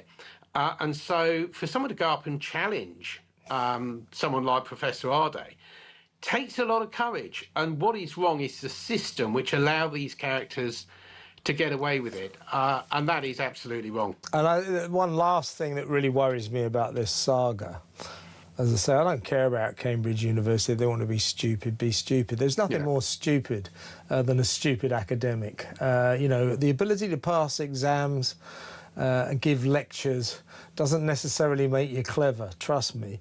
No, it doesn't give you common sense either. Exactly right. But what I do find sinister is the immediate recourse to this accusation that the Times Higher Education Supplement may have been guilty of racism in its attacks on Jason Arday. It was investigating a perfectly valid story, a very valid story. That guy should not be a professor, quite clearly.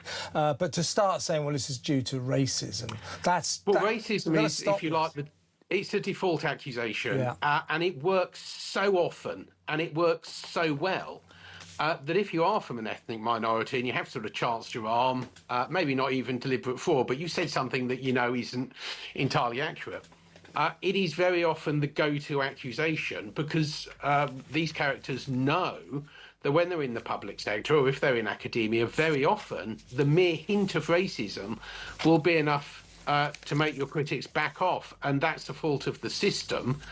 As much as it is You're exactly of the individual. right. They were trying to sort of scare them off. Oh, we don't want to be accused of racism, even though there was clearly no racism involved. Rupert, thank you so much for coming on. Good to talk to you. Always a pleasure. Rupert Matthews, Reform UK's Police and Crime Commissioner in Leicester there. Let me know what you think about that. A journalist being investigated for harassment for asking questions about a story he was investigating. Nick Fletcher next. Stay tuned.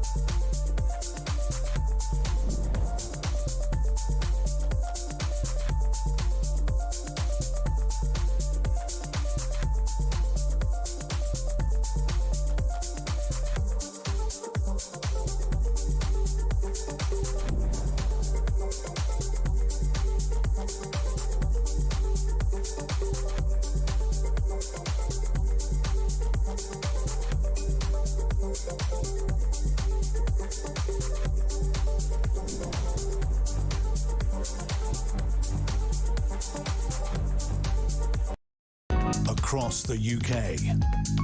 On DAB+, on YouTube, on your mobile, and on your side. This is Talk.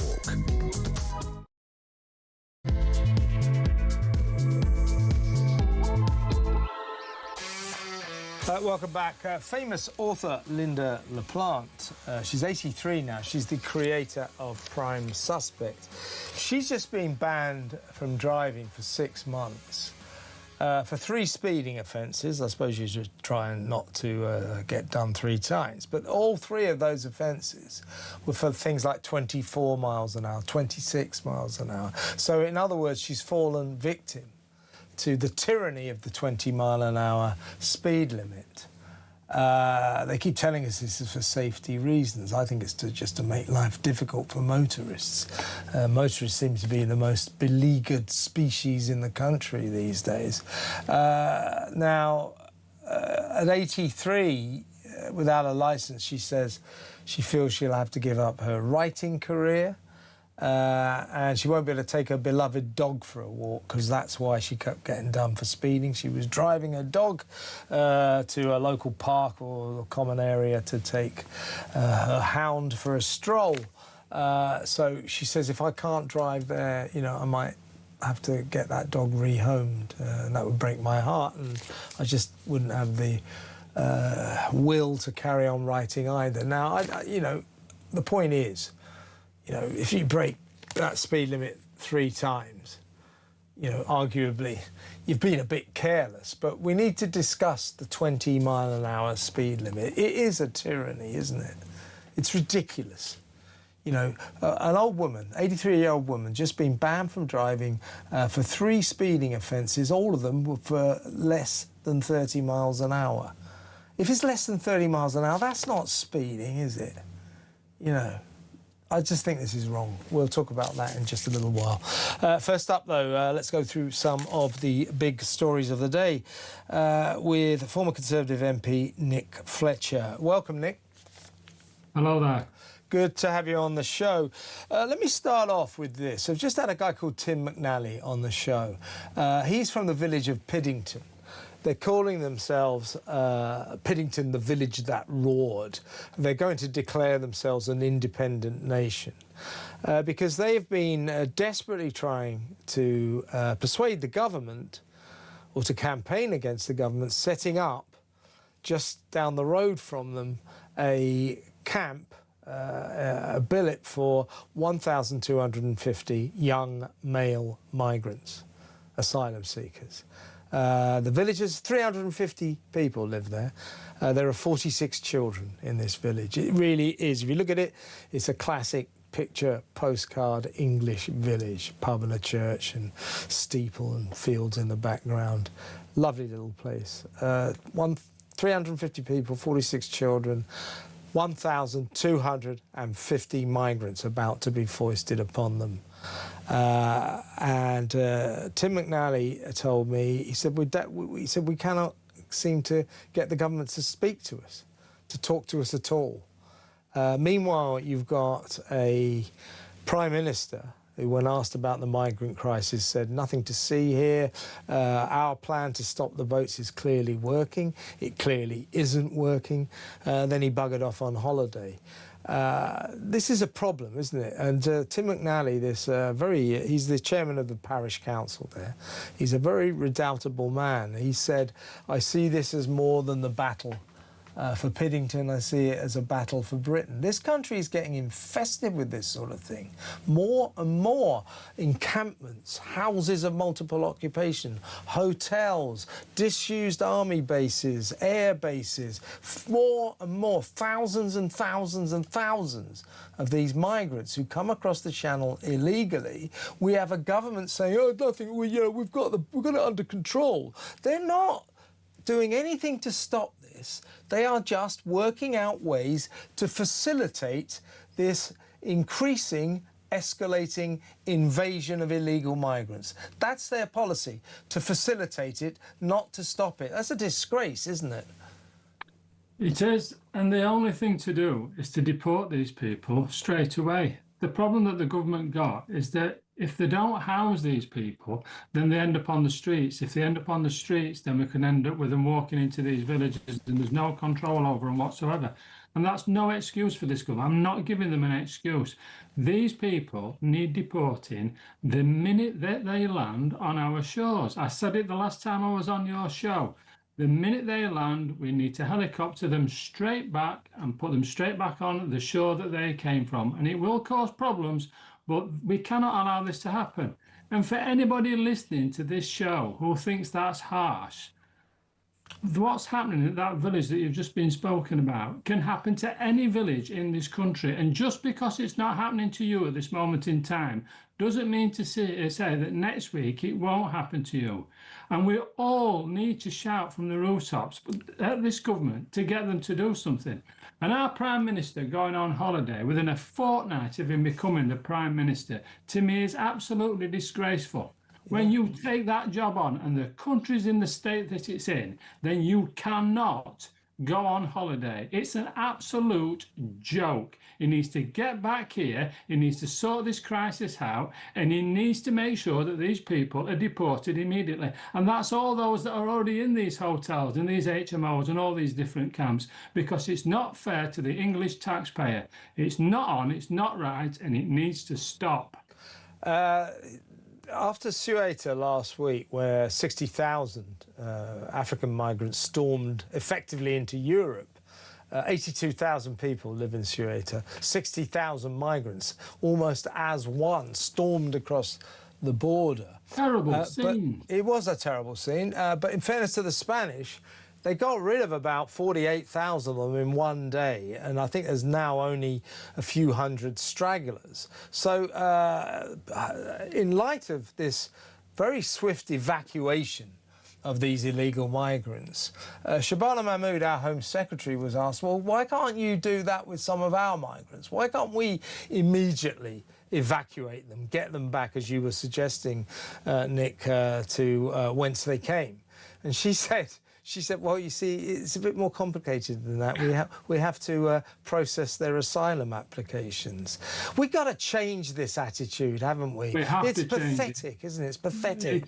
And until it actually affects our Home Secretary or our Prime Minister directly, maybe it's their parents, maybe it's their family, maybe it's their friends, where a village near them has been happening to this. I saw a report on a builder who built a dozen new houses and couldn't sell them at all. A dozen new houses built and nobody wanted to buy them because there was a camp just down the road. We've got a housing shortage and nobody wants to buy them because of this. This is happening the length and the breadth of this country. And if it's not happening to your listeners, it could happen to them very soon. And we have to stop it. And I'm telling you now, as many of those 60,000, if they'd have managed to get through, you know where they would have ended up wanting to come. Here. They would have come the promised land, Nick, the promised land. They would have come here. Yeah. Until we're going to have to take drastic action with this.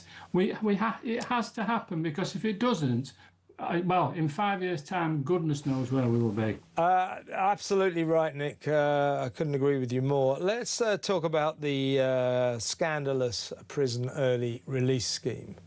You have to cut, successive administrations a slight amount of slack. There is talk that Rishi Sunak called that sudden election, 2-3 years ago now, because he knew that if he didn't, he soon would have to start releasing prisoners, and he didn't fancy that prospect. So we have overcrowded prisons, and as things stand right now, there's no alternative to letting dangerous men out much earlier than they should be released. A lot of fury surrounding, of course, the impending release of the two scumbags who killed poor PC Andrew Burnham. But we're also learning that over the next 3 years or so, 9,371 domestic abusers will be released. These are men who seriously, violently attacked their partners and wives, And there's a long track record of domestic abusers going straight back to the scene of the crime as soon as you release them. So 3,000 of these monsters will be released every year for the next 3 years. That's more than 9,000 women quivering with fear right now. So that's another reason something ought to be done. So there are so many aspects to this early release scheme that are just disgraceful. Now, as I say, we accept this was foisted upon this government. They don't have much choice. But amid this scandal, where are the proposals for more prisons? Where are the proposals for perhaps Nightingale hospital-style prisons that we could erect within 3 weeks? Where are the proposals to do anything about it? Once again, just like with the migrant crisis, instead of coming up with ways to stop this scandalous situation, all our government's doing is coming up with ways to accommodate it, to facilitate it. We need proposals to stop this mass release. There's no prospect of this ending anytime soon. Where are the proposals for new prisons, Nick? Look, what we achieved in COVID, I mean, I know many of your listeners will disagree with what happened, but what it did show is that when we actually want to achieve something, when we actually want to do something, it can be done. And where there's a will, there's a way. But I mean, I've written on this before, and I've spent quite a bit of time on this. And we ought to be using more tags. There's so many people that are behind bars that have done really silly things, and I know the victims deserve justice. I know they do, and I understand that. But when you come to a situation like this, when the bucket's full, as it says, and there's nothing that you can do about that, then we need to be looking at who we're letting go. Now, obviously, he's done what he needed to do with rapists and paedophiles, but obviously with PC Harper, I mean, it just must be tearing these families apart when they think that people who've committed manslaughter in these circumstances and murder are going to end up being released. And I know there's people who've done daft things behind the wheel of a car that never meant to do it. And I understand justice is required, but if we could bring those people out and tag them, then that would be a way forward. And I believe we should tag an awful lot of people. I think there's a lot of young people who make silly mistakes. People deserve justice for them. But putting them into prison, I think a lot of the time they can come out worse than they actually went in. And where if we tagged them, then we would free up prison places. It's still obviously a punishment being tagged, and that is what we should be doing. That's what I would be doing if I was the Prime Minister. I also wouldn't be on holiday either. Yeah, so he's getting a nice suntan. Seriously though, Nick, you mentioned the COVID crisis. Not that many good things emerged from that saga, but I remember at the beginning of it, we looked across to China, and China literally built an entire hospital in something like 13 days. And we all went, that's amazing what those Chinese can do. If only we could do this here. And guess what?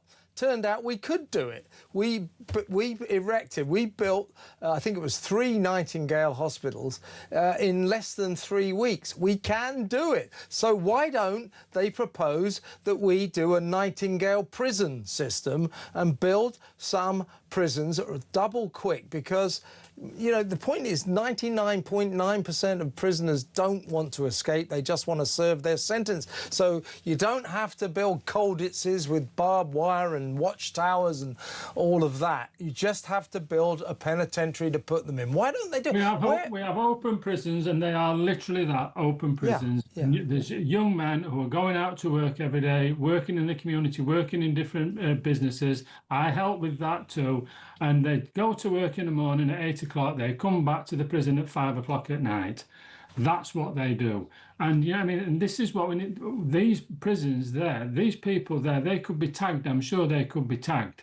And then that would free up these prisons. And as I say, there's all kinds of security things. And you and I are just having a conversation. We do not know all the detail that goes behind it. But I'm sorry, when you've got a crisis like this and the Prime Minister's on holiday, and I mean, and you're letting go people that have done some horrendous things, then I'm sorry, you've got to ask a question: who are being led by? Where are the proposals to deal with this? Where are the proposals to solve the migrant crisis? Where are the proposals to solve the early release scandal? They're nowhere. It's just a government saying, yeah, well, you know, we're going to we'll work it out, you know, we'll just accommodate it. It's not good enough. Let's move on, though, Nick. I want to get your take on this. Interesting drama unfolding before our very eyes today. It's the strange case of that the neo-Nazi, the former neo-Nazi, who we're told is completely reformed, who Kemi Badenoch gave the green light to stand as a Tory candidate to be a councillor in Crewkerne in Somerset. And she says he's reformed, he deserves a second chance. YouGov have just come up with a poll saying that 57% of Brits say it's unacceptable for the Tories to have selected this guy. He says he's a reformed neo-Nazi, but in 2016 he did 3 years for crazed Jew hatred, particularly against the Jewish former Labour MP Luciana Berger. And we were dealing with this story earlier on in the show, and then just after we'd covered the story, as luck would have it, he announced he was stepping down. But was Kemi, in your view, right to let this guy stand as his name is Joshua Bonehill Payne, jailed in 2016 for racially harassing Jewish former Labour MP Luciana Berger. He also did time for burglary as well, but he says he's completely reformed. And Kemi says he deserves a second chance. Most Britons don't think he does deserve that. Where do you stand on this? I mean, my point is, if I was Kemi, I would have retreated into the harsh reality of the ruthless world of politics and just say, well, look, mate, good luck with your rehabilitation, but thanks but no thanks. I'm not going to die on a hill on this issue. But she chose to. What's your view on that? Was she right to let this guy stand? I think it's right that we forgive people, and I think it's right that we give people the second chances. But I think what's happened was always going to happen. And you have to, look, I keep saying it all the time. What people think is perception is reality. And do you want this kind of story following your party, your company, if you were taking these people on? And so, I mean, as I said earlier on in your last segment, I work quite a lot with prisoners and try and get them into places. So I do believe in second chances. But when you come into the Conservative Party and you're coming into the public arena, it's obviously going to cause huge amounts of issues. And you could see this was going to happen because the amount of pressure this chap's come under now is had to go. And so, in all fairness, if he should have made the right decision himself and probably never stood. Once you've had that kind of background. I mean, he did do that. He did that literally a couple of hours ago, just after we did the story. I mean, it was going to happen. It had to happen. Yeah. He was going to come under so much pressure, a huge amount of pressure. When you look, everyone knows what politics is like. Yeah. Everyone pretends they're squeaky clean and nobody's squeaky clean. But when you had a history like that, it was always going to be massively, massively difficult for him. Yeah. I wish him all the best in the future. I hope he gets a great career in this and whatever he does. And I hope he never goes back to those ways again. But it was naive to think that it was ever going to end up in this position, running as a public individual and not have backlash for it. And I don't think he should have ever put himself forward in the first place. Yeah, and I think that Kemi, I think she was just, I mean, I don't think she was morally wrong. I think Kemi was trying her best in a difficult situation. Yeah, I don't think she was. We have to do this, but we have to be. The reality has to. Yeah, exactly right. She wasn't. It has to hit home. Yeah, she wasn't. Look at Louise Haig now that we've got. I mean, everyone's just throwing that. I mean, the country now being. You see, rehabilitation can work, Nick, where the country is now being run by a convicted criminal. There you go. Kemi wasn't morally wrong, but I think in the harsh real world of politics, her decision was slightly naive, I think. She won't be entirely upset that he's pulled out, I don't think. No, I don't think she will. Yeah. Nick, great to talk to you as always. Thank you very much. Nick Fletcher, former Conservative MP. Get on the phone, by the way. Give me a call. I want to know particularly what you think about Piddington. The village that roared. It is ground central now, ground zero, in the battle for Britain, I think. Tim McNally, the campaigner there, the chair of the parish council, said he feels he's fighting for every community that's having these vast establishments foisted upon them, like Crowborough in East Sussex. Our friend Kim Bailey fighting against the 545 young male migrants foisted upon them in their local army camp. This is happening all over the country. Villages, towns, cities suddenly learning that the government has decided that just down the road they're going to put hundreds of illegal migrants, foreigners from strange countries, most of whom who can't speak English, are going to stick them there and they're allowed out. Well, Piddington has found that out. 1,250 migrants to be billeted just down the road from a village of 350 people, 46 children. As Tim McNally, the campaigner, said, this will profoundly affect the lives of the children in that village, not to mention the adults. What do you feel about that? Let me know. Piddington's got to win its war, hasn't it? For the sake of this country. That is the battle for Britain. 03444991000. Do you think it was unacceptable for Kemi Badenoch to allow a alleged reformed former neo-Nazi to stand as a Tory candidate for a local council in Somerset? And what are we going to do about the prison early release scheme? Why doesn't Andy Burnham, they say, oh, well, we can't possibly make a special exception for the two men who killed Precy Andrew Harper. I've got a better idea. Let's do that. Let's make an exception. Tell them they're not getting out. What are we going to do about this? Why aren't there any plans to build more prisons? Why are 9,400 women quivering in fear because the men who beat them up to within an inch of their lives are about to be early released? What is going on, folks? 03444991000. Next up, after the break, we are going to talk about Linda LaPlante. She is the famous author. She's 83 years old now. She created Prime Suspect, remember that? Classic TV series. Well, she has been done for speeding 3 times, more than 20 miles an hour.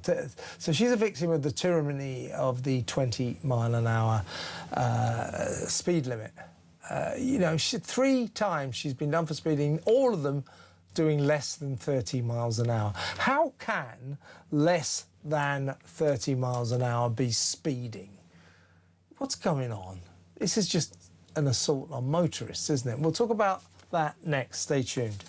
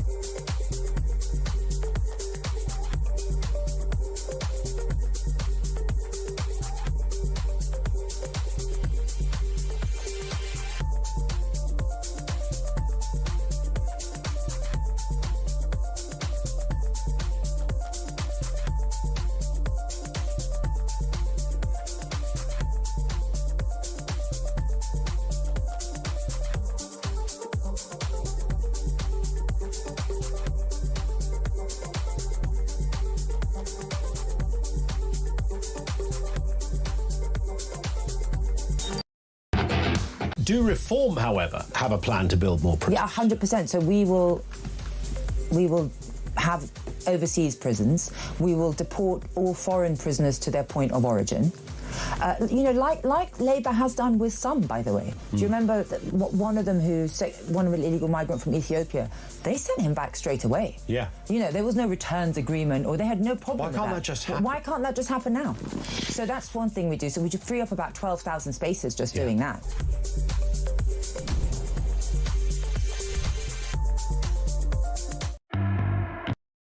Across the UK, on DAB+, on YouTube, on your mobile, and on your side. This is Talk.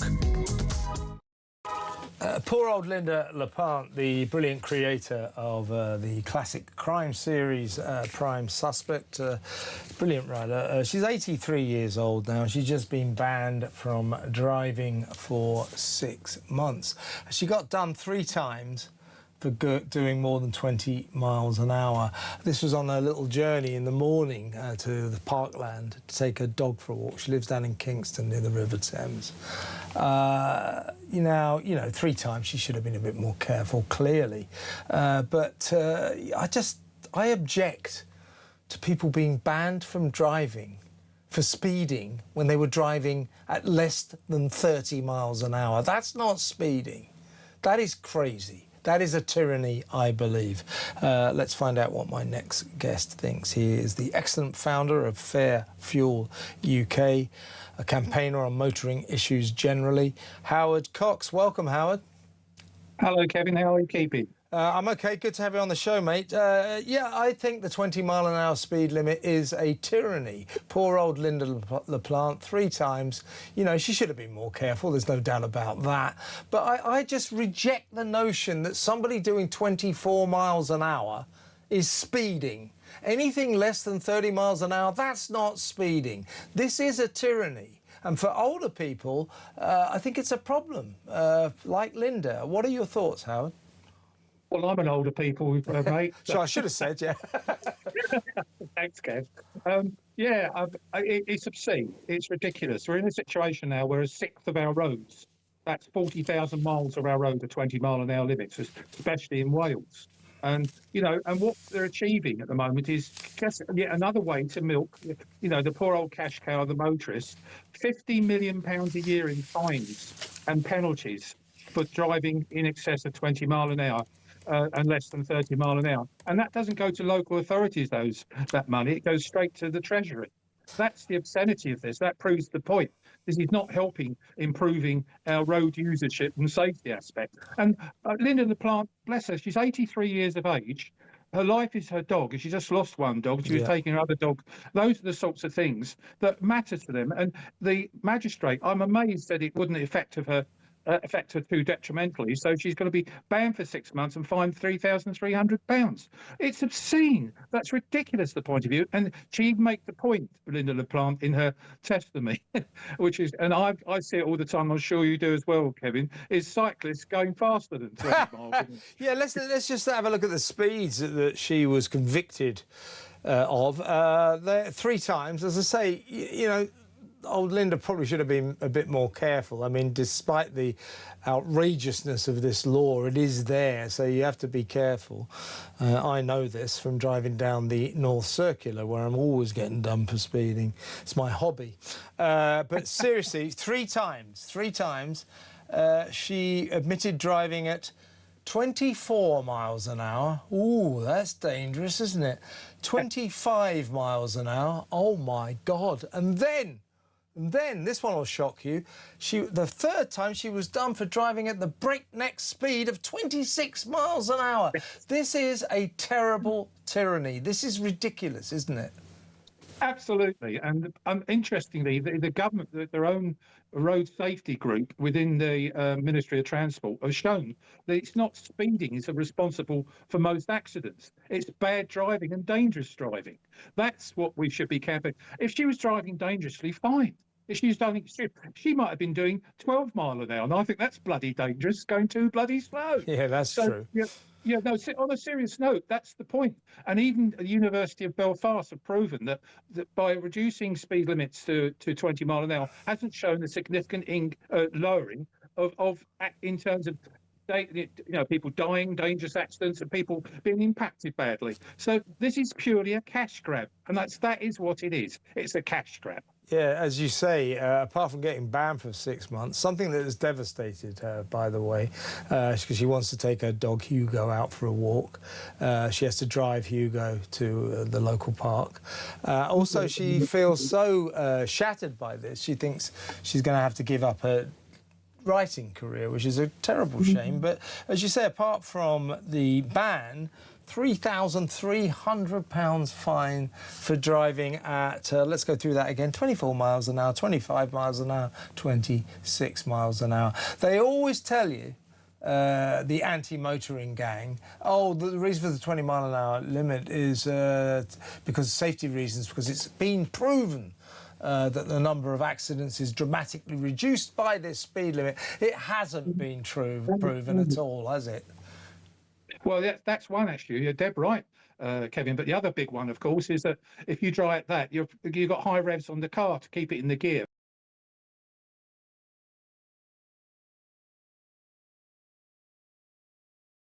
I shouldn't say that on your programme, but to cut a long story short, it's not just the speeding thing. It's not even benefiting the climate.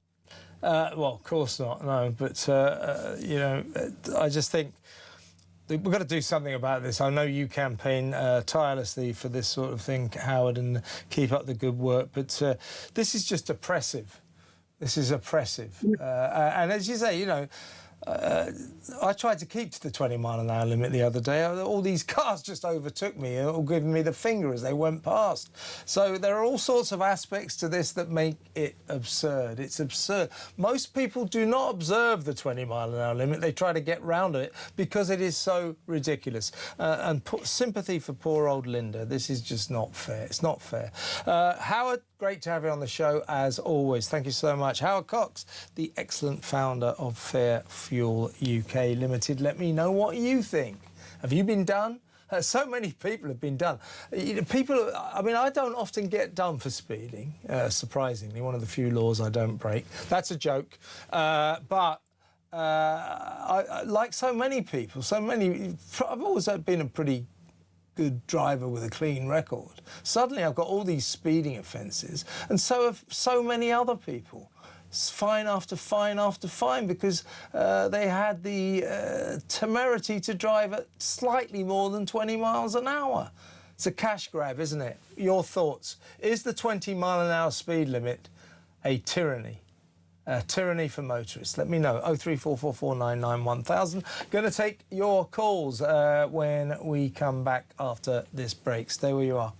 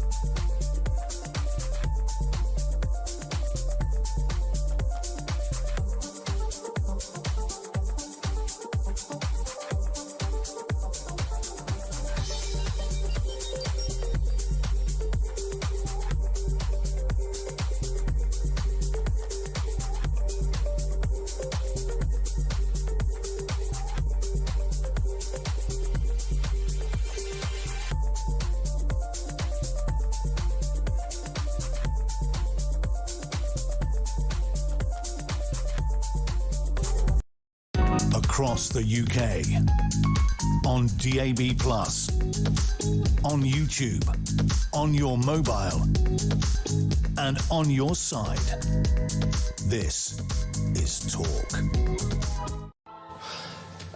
We've got a voice note from Ray in Taunton. He wants to talk about preposterous Professor Jason Arday. Take it away, Ray. Regarding Professor Arday, I'm just wondering, has he ever thought of going into politics? Seems to have a reasonable enough CV. He's a liar, so he's cut out for it, isn't he? Yeah, good idea. A future in politics looms for preposterous Professor Jason Arday, because academia just ain't working out for him. I've got a text here from Anita in Hastings. She's taking me to task because I don't care. She said, read the preposterous professor. I heard you say that you weren't bothered about Cambridge losing its reputation, but I really think you should be. The university is one of the top 2 in the country, and it's making itself an international laughingstock, which can only reflect on Britain and all of us who live here. For God's sake, let's get him out. I agree with that, Anita. Jason Arday has to get the hell out of Cambridge. But as I say, I've got more important things to worry about than whether or not stupid idiot academics at Cambridge University want to ruin the reputation of that establishment by careering down woke alley. Let them get on with it. I just don't care. I've got more important things to worry about. But anyway, big breaking news on that front. At long last, this is literally breaking news. Couldn't make it up. The University of Cambridge has launched an investigation into the sociology professor at the centre of a plagiarism row. Well, welcome to the party, Cambridge University. Better late than never. It goes on to say Jason Arday, who was the youngest black professor to be appointed by Cambridge, is also being investigated by his college, Jesus College, after a series of media reports in recent days. The university said, this is their quote, the University of Cambridge has begun an investigation following new information about Professor Arday's academic qualifications and honorary appointments. In order to ensure a fair process, we will not comment further until this has concluded. Jesus College issued a statement saying, parallel to the University of Cambridge's investigation into Professor Arday, Jesus College is launching its own investigation process. Professor Arday's college fellowship is linked to his university role, and we fully support the university. It's taken them about 2 weeks to finally wake up to this. Honestly, I'll tell you, some of the doziest people in the world, in this country, are academics at universities like Cambridge and Oxford. They're so thick. I mean, they're clever, they can pass exams, but in the real world, they're just stupid. They're naive, woke, gullible, and they are systematically ruining the reputations of so many of our once excellent universities on the altar of crazed wokery. Jason Arday's got to go. Obviously, he ran 600 miles in 6 days. Yeah, right, of course he did. Yeah, his PhD, he apparently completed 2 weeks after brain surgery because he had a brain tumour. Really? But also that PhD is accused of plagiarism. He nicked it from someone else. He said he wrote a book. He didn't write a book. Most hilarious of his claims. I mean, he's just a liar. He said that he was in that series 7 Up. 7 Up started way back in the, I think it was the late 60s or something, it might be early 70s. Once a year, they visit this group of people, taking them from their childhood. It's by the director Michael Apted. It's a really good, interesting series throughout their lives, you know, from the upper class, working class, middle class, all that. He said he was in it. Well, he was born in 1985, so he was born about like 20 years after the series started. So I think we can put that one down to barefaced lie. So good luck with your investigation, Cambridge University and Jesus College. Welcome to the party. I hope it goes well for you. Unbelievable. Anyway, maybe I should care. I just, you know, I just don't. But I do care that the police investigated the excellent journalist who was probing this story. for criminal harassment and told him to stop asking Jason Arde questions. And I do care that the lawyers he hired suggested to the Times Literary Higher Education Supplement that their attack wasn't an attack. Their attack on Jason Arde was racially motivated. I care about that because that's not true. And playing the race card like that should be banned.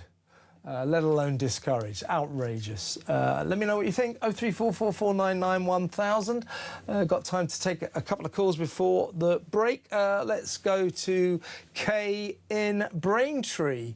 Hi, Kay. Well, I'm glad I've got you on the line because you're not far from the massive Weatherfield Asylum Seeker Centre, are you? So I'm sure you can... No, that's what I was ringing about. Yeah, I'm sure you can sympathise with the poor people of Piddington. Tell me what life is like in Braintree, because as I understand it, there are daily buses arrive from that centre to deposit migrants among you to mill around Braintree. How's it going? Yeah, well, it's awful. It's not only Braintree, it's a daily basis of Chelmsford and Colchester. All three of us get them. And you've probably got about 6 or 7 buses, mini buses a day, being dropped off in Braintree of about 25 fellas each time. So we have to have them mingling. We also have them just walk in the shops, pick up things, walk back out again. We've actually seen that ourselves. It's really intimidating. That's been going on for ages. And I mean, Wethersfield is probably, 6 miles away from us.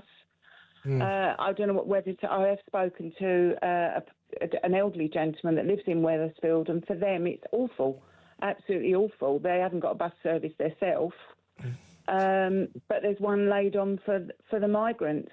Is that right? So if you're a normal resident of Wethersfield, there's no real bus service to get you into Braintree, the nearest town. No. But what do you make of this, Kay? The fact that but they go out of their way to bus these people into your town. So then they just mill around all day, yeah?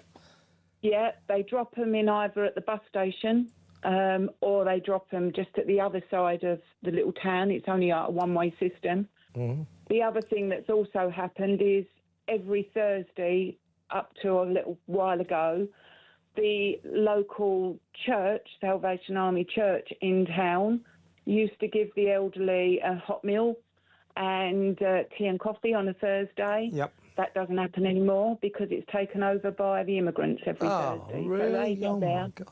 So tell me more about what... So they go in and they're given trainers, they're given all sorts, clothing, all sorts, fed for the day, while these elderly people have missed out and don't get that at all now. So the local people who live in Wethersfield, and for that matter Braintree and the surrounding areas, are treated like sort of second-class citizens to the almighty migrants, right? Yeah, absolutely. Absolutely. Because they please themselves in town, they go in and out the different shops. As I say, I've experienced it myself and actually been in one of the shops when it's happened. I actually questioned the manager of the shop and was told they're not allowed to say anything to them because one of their other shops have experienced their windows being smashed. So the migrants go straight into the shop walk in, and nick stuff. Yeah, they just nick stuff. Walk in, absolutely. And I've actually seen that myself because we actually came out of the shop, and because it was so intimidating, we came out. We don't go into town now. We go into one particular shop at town, which we can park right outside to go in and get our shop because we're of the older age group. And we go early in the morning so that we're back home before they start getting dropped off at 10:30. It's only the days where you have to go in for an appointment where you might experience them. Others, they don't get the choice. They have to be in the town. But our town has died. Absolutely died. We used to have a busy market town. It's a lovely town, Braintree, and everything. Yeah. It's not now. All the shops have shut down. Oh. Today, they're all congregating in a place called George Yard, and they're all congregating there. Well, because you've got school holidays, all the children are down there with their parents. It's frightening down here. And as I say, it's not only us. It's Chelmsford and it's Colchester as well. Do you have as well? Do you, Kate? Do you have kids yourself? Well, I've got. Oh, your kids are grown up, but I'm presuming. I'm presuming that other people in Braintree, with kids, this must be horrific for them. It is absolutely. And there's so many schools around, you know, and they just wander around. I cannot believe the way things are just left for them to do what they want. We wouldn't be able to go anywhere else and do that in any other country. I know. It's just that this country is insane. I think it's committing suicide. It really is. And I'm so sorry to hear about it. And I can't understand how no one can actually see the common sense side of it. How they can't just sit there, see what's happening and think, no, that's not right. Yeah, that's exactly it, isn't it, Kate? It's just like none of this is right. It's just not right. It's not right. It doesn't matter. Listen, Kay, thank you so much for calling. You know, my sympathy to you and all your fellow residents of that lovely town of Braintree. But this is shocking. It's absolutely shocking. Thanks for ringing. Maybe we can talk again. I hope we can. Thank you very much. Kay in Braintree. I mean, there you have it. That's extraordinary, isn't it? There's the story of the migrant crisis. Lovely town, Braintree, in Essex. As Kay says, ruined by the local asylum seeker centre. I think there's about 800 asylum seekers in Wethersfield, disused airbase, RAF base. They bus them in to the surrounding towns, mainly Braintree, every day, and they cause mayhem, as Mandy was just saying. Extraordinary. Well, not extraordinary, shocking. That's it. This country, with this migrant crisis nonsense, a government, various governments, that don't seem to understand. This is not a situation. This is not a crisis to be accommodated. Oh, where can we put them? Any more ideas? Oh, let's convert a few air bases. Oh, yes, hotels. Oh, get some houses. Yeah, that'll be good. No, stop it. Solve it. Solve this crisis. That's what we are demanding. Because, as I say, make no mistake, as Tim McNally said to me earlier from Piddington, this is the battle for Britain. If we don't win it, this country is committing suicide thanks to this lackadaisical government, this Prime Minister who doesn't seem to think we have a problem here. Honestly, we are in serious trouble, folks. Let's go to break, take some more calls when we come back.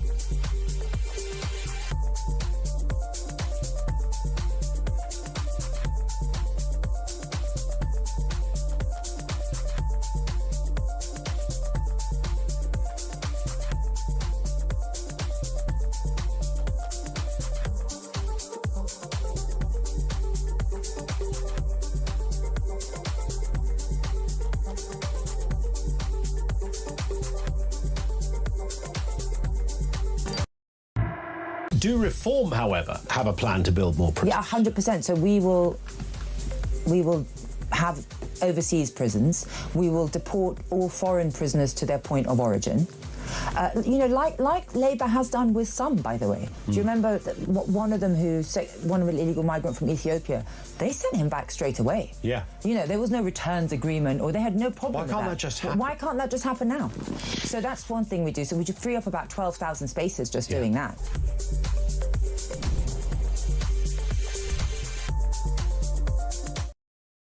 Across the UK, on DAB+, on YouTube, on your mobile, and on your side. This is Talk. Welcome back. Go back to the phones just a second. Couple of messages. This is Joanna from Salisbury. She said, hi, Kev.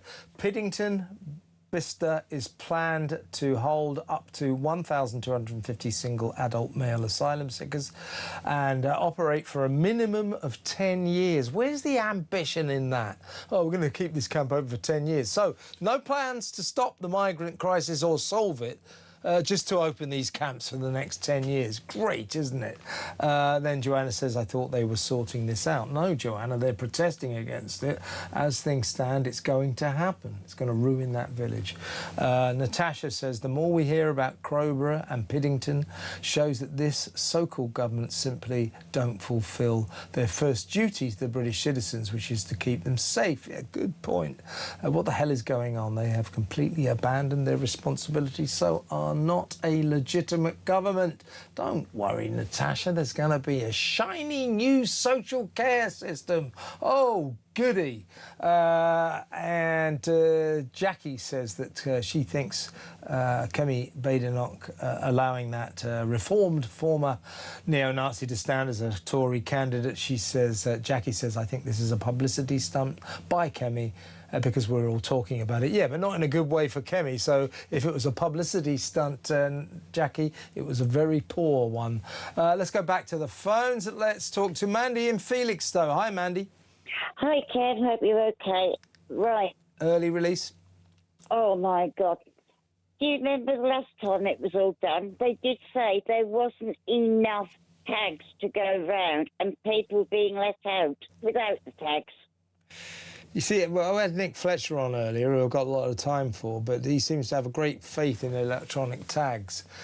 I'm not sure I do, to be honest with you. You know, you're talking about tagging people who should be in jail. It's as simple as that. I suppose maybe they'll have to tag them, but this is just ridiculous, and it's a scandal. You can't keep releasing these. There's no plans, no plans to do anything about this. Just keep releasing them. You know, once every 3 months, once every 6 months, another few thousand very dangerous men let out onto the streets. Why aren't they building extra prisons? Why aren't they doing something about it? Well, apparently years ago, Conservatives did put down to build a prison, and Labour said no, didn't go ahead. Well, there's one prison being built, as far as I'm aware. It's a high-security prison that will be able to accommodate a whole 1,700 prisoners, so it's not exactly the solution to this problem. But I guess it's something, but guess what? Doesn't open until 2029. Why aren't they building temporary prisons? That's what I want to know. Where are the proposals to do anything about this? There aren't any. It's pathetic. Exactly. There's none at all. Well, let's just... Women are being let down completely again. Something for the Prime Minister to think about while he's enjoying his holiday, eh? But I've had a better idea for you, Kev. Go on. You and Rod Riddle. Yeah. The shows you used to do, it was half an hour at a time. Yeah, that's right. Do a compilation. That is a good idea, Mandy. Very, very funny. What a great idea. We're going to do it. Well, thank you. Brilliant idea. Let's do it. Mandy, appreciate it. Great call. Thank you. Mandy in Felixstowe. Let's finish off with our friend Jill in Cornwall. Have you been done for going faster than 20 miles an hour at all, Jill? I have. I have. God. Well, no, I haven't, actually. I don't know of an area around here in Cornwall where there's 20-mile-an-hour limit. Okay, yeah, it's mainly in the cities, isn't it? Yeah. I do try very hard to stick to the speed limit, but my concern is this: they've put these 20-mile-an-hour limits on places. What for? What is it for? Is it supposedly to sort of help with the air and well, they say it's for safety, good for the environment. That's rubbish. It's a cash grab, and it is a tyranny. I feel for Linda LaPlante. I mean, you know, how can you be done for speeding when you're doing 24 miles an hour? That is just not speeding. 100%, it's not speeding. I've had a cyclist pass me in a 30-mile-an-hour limit.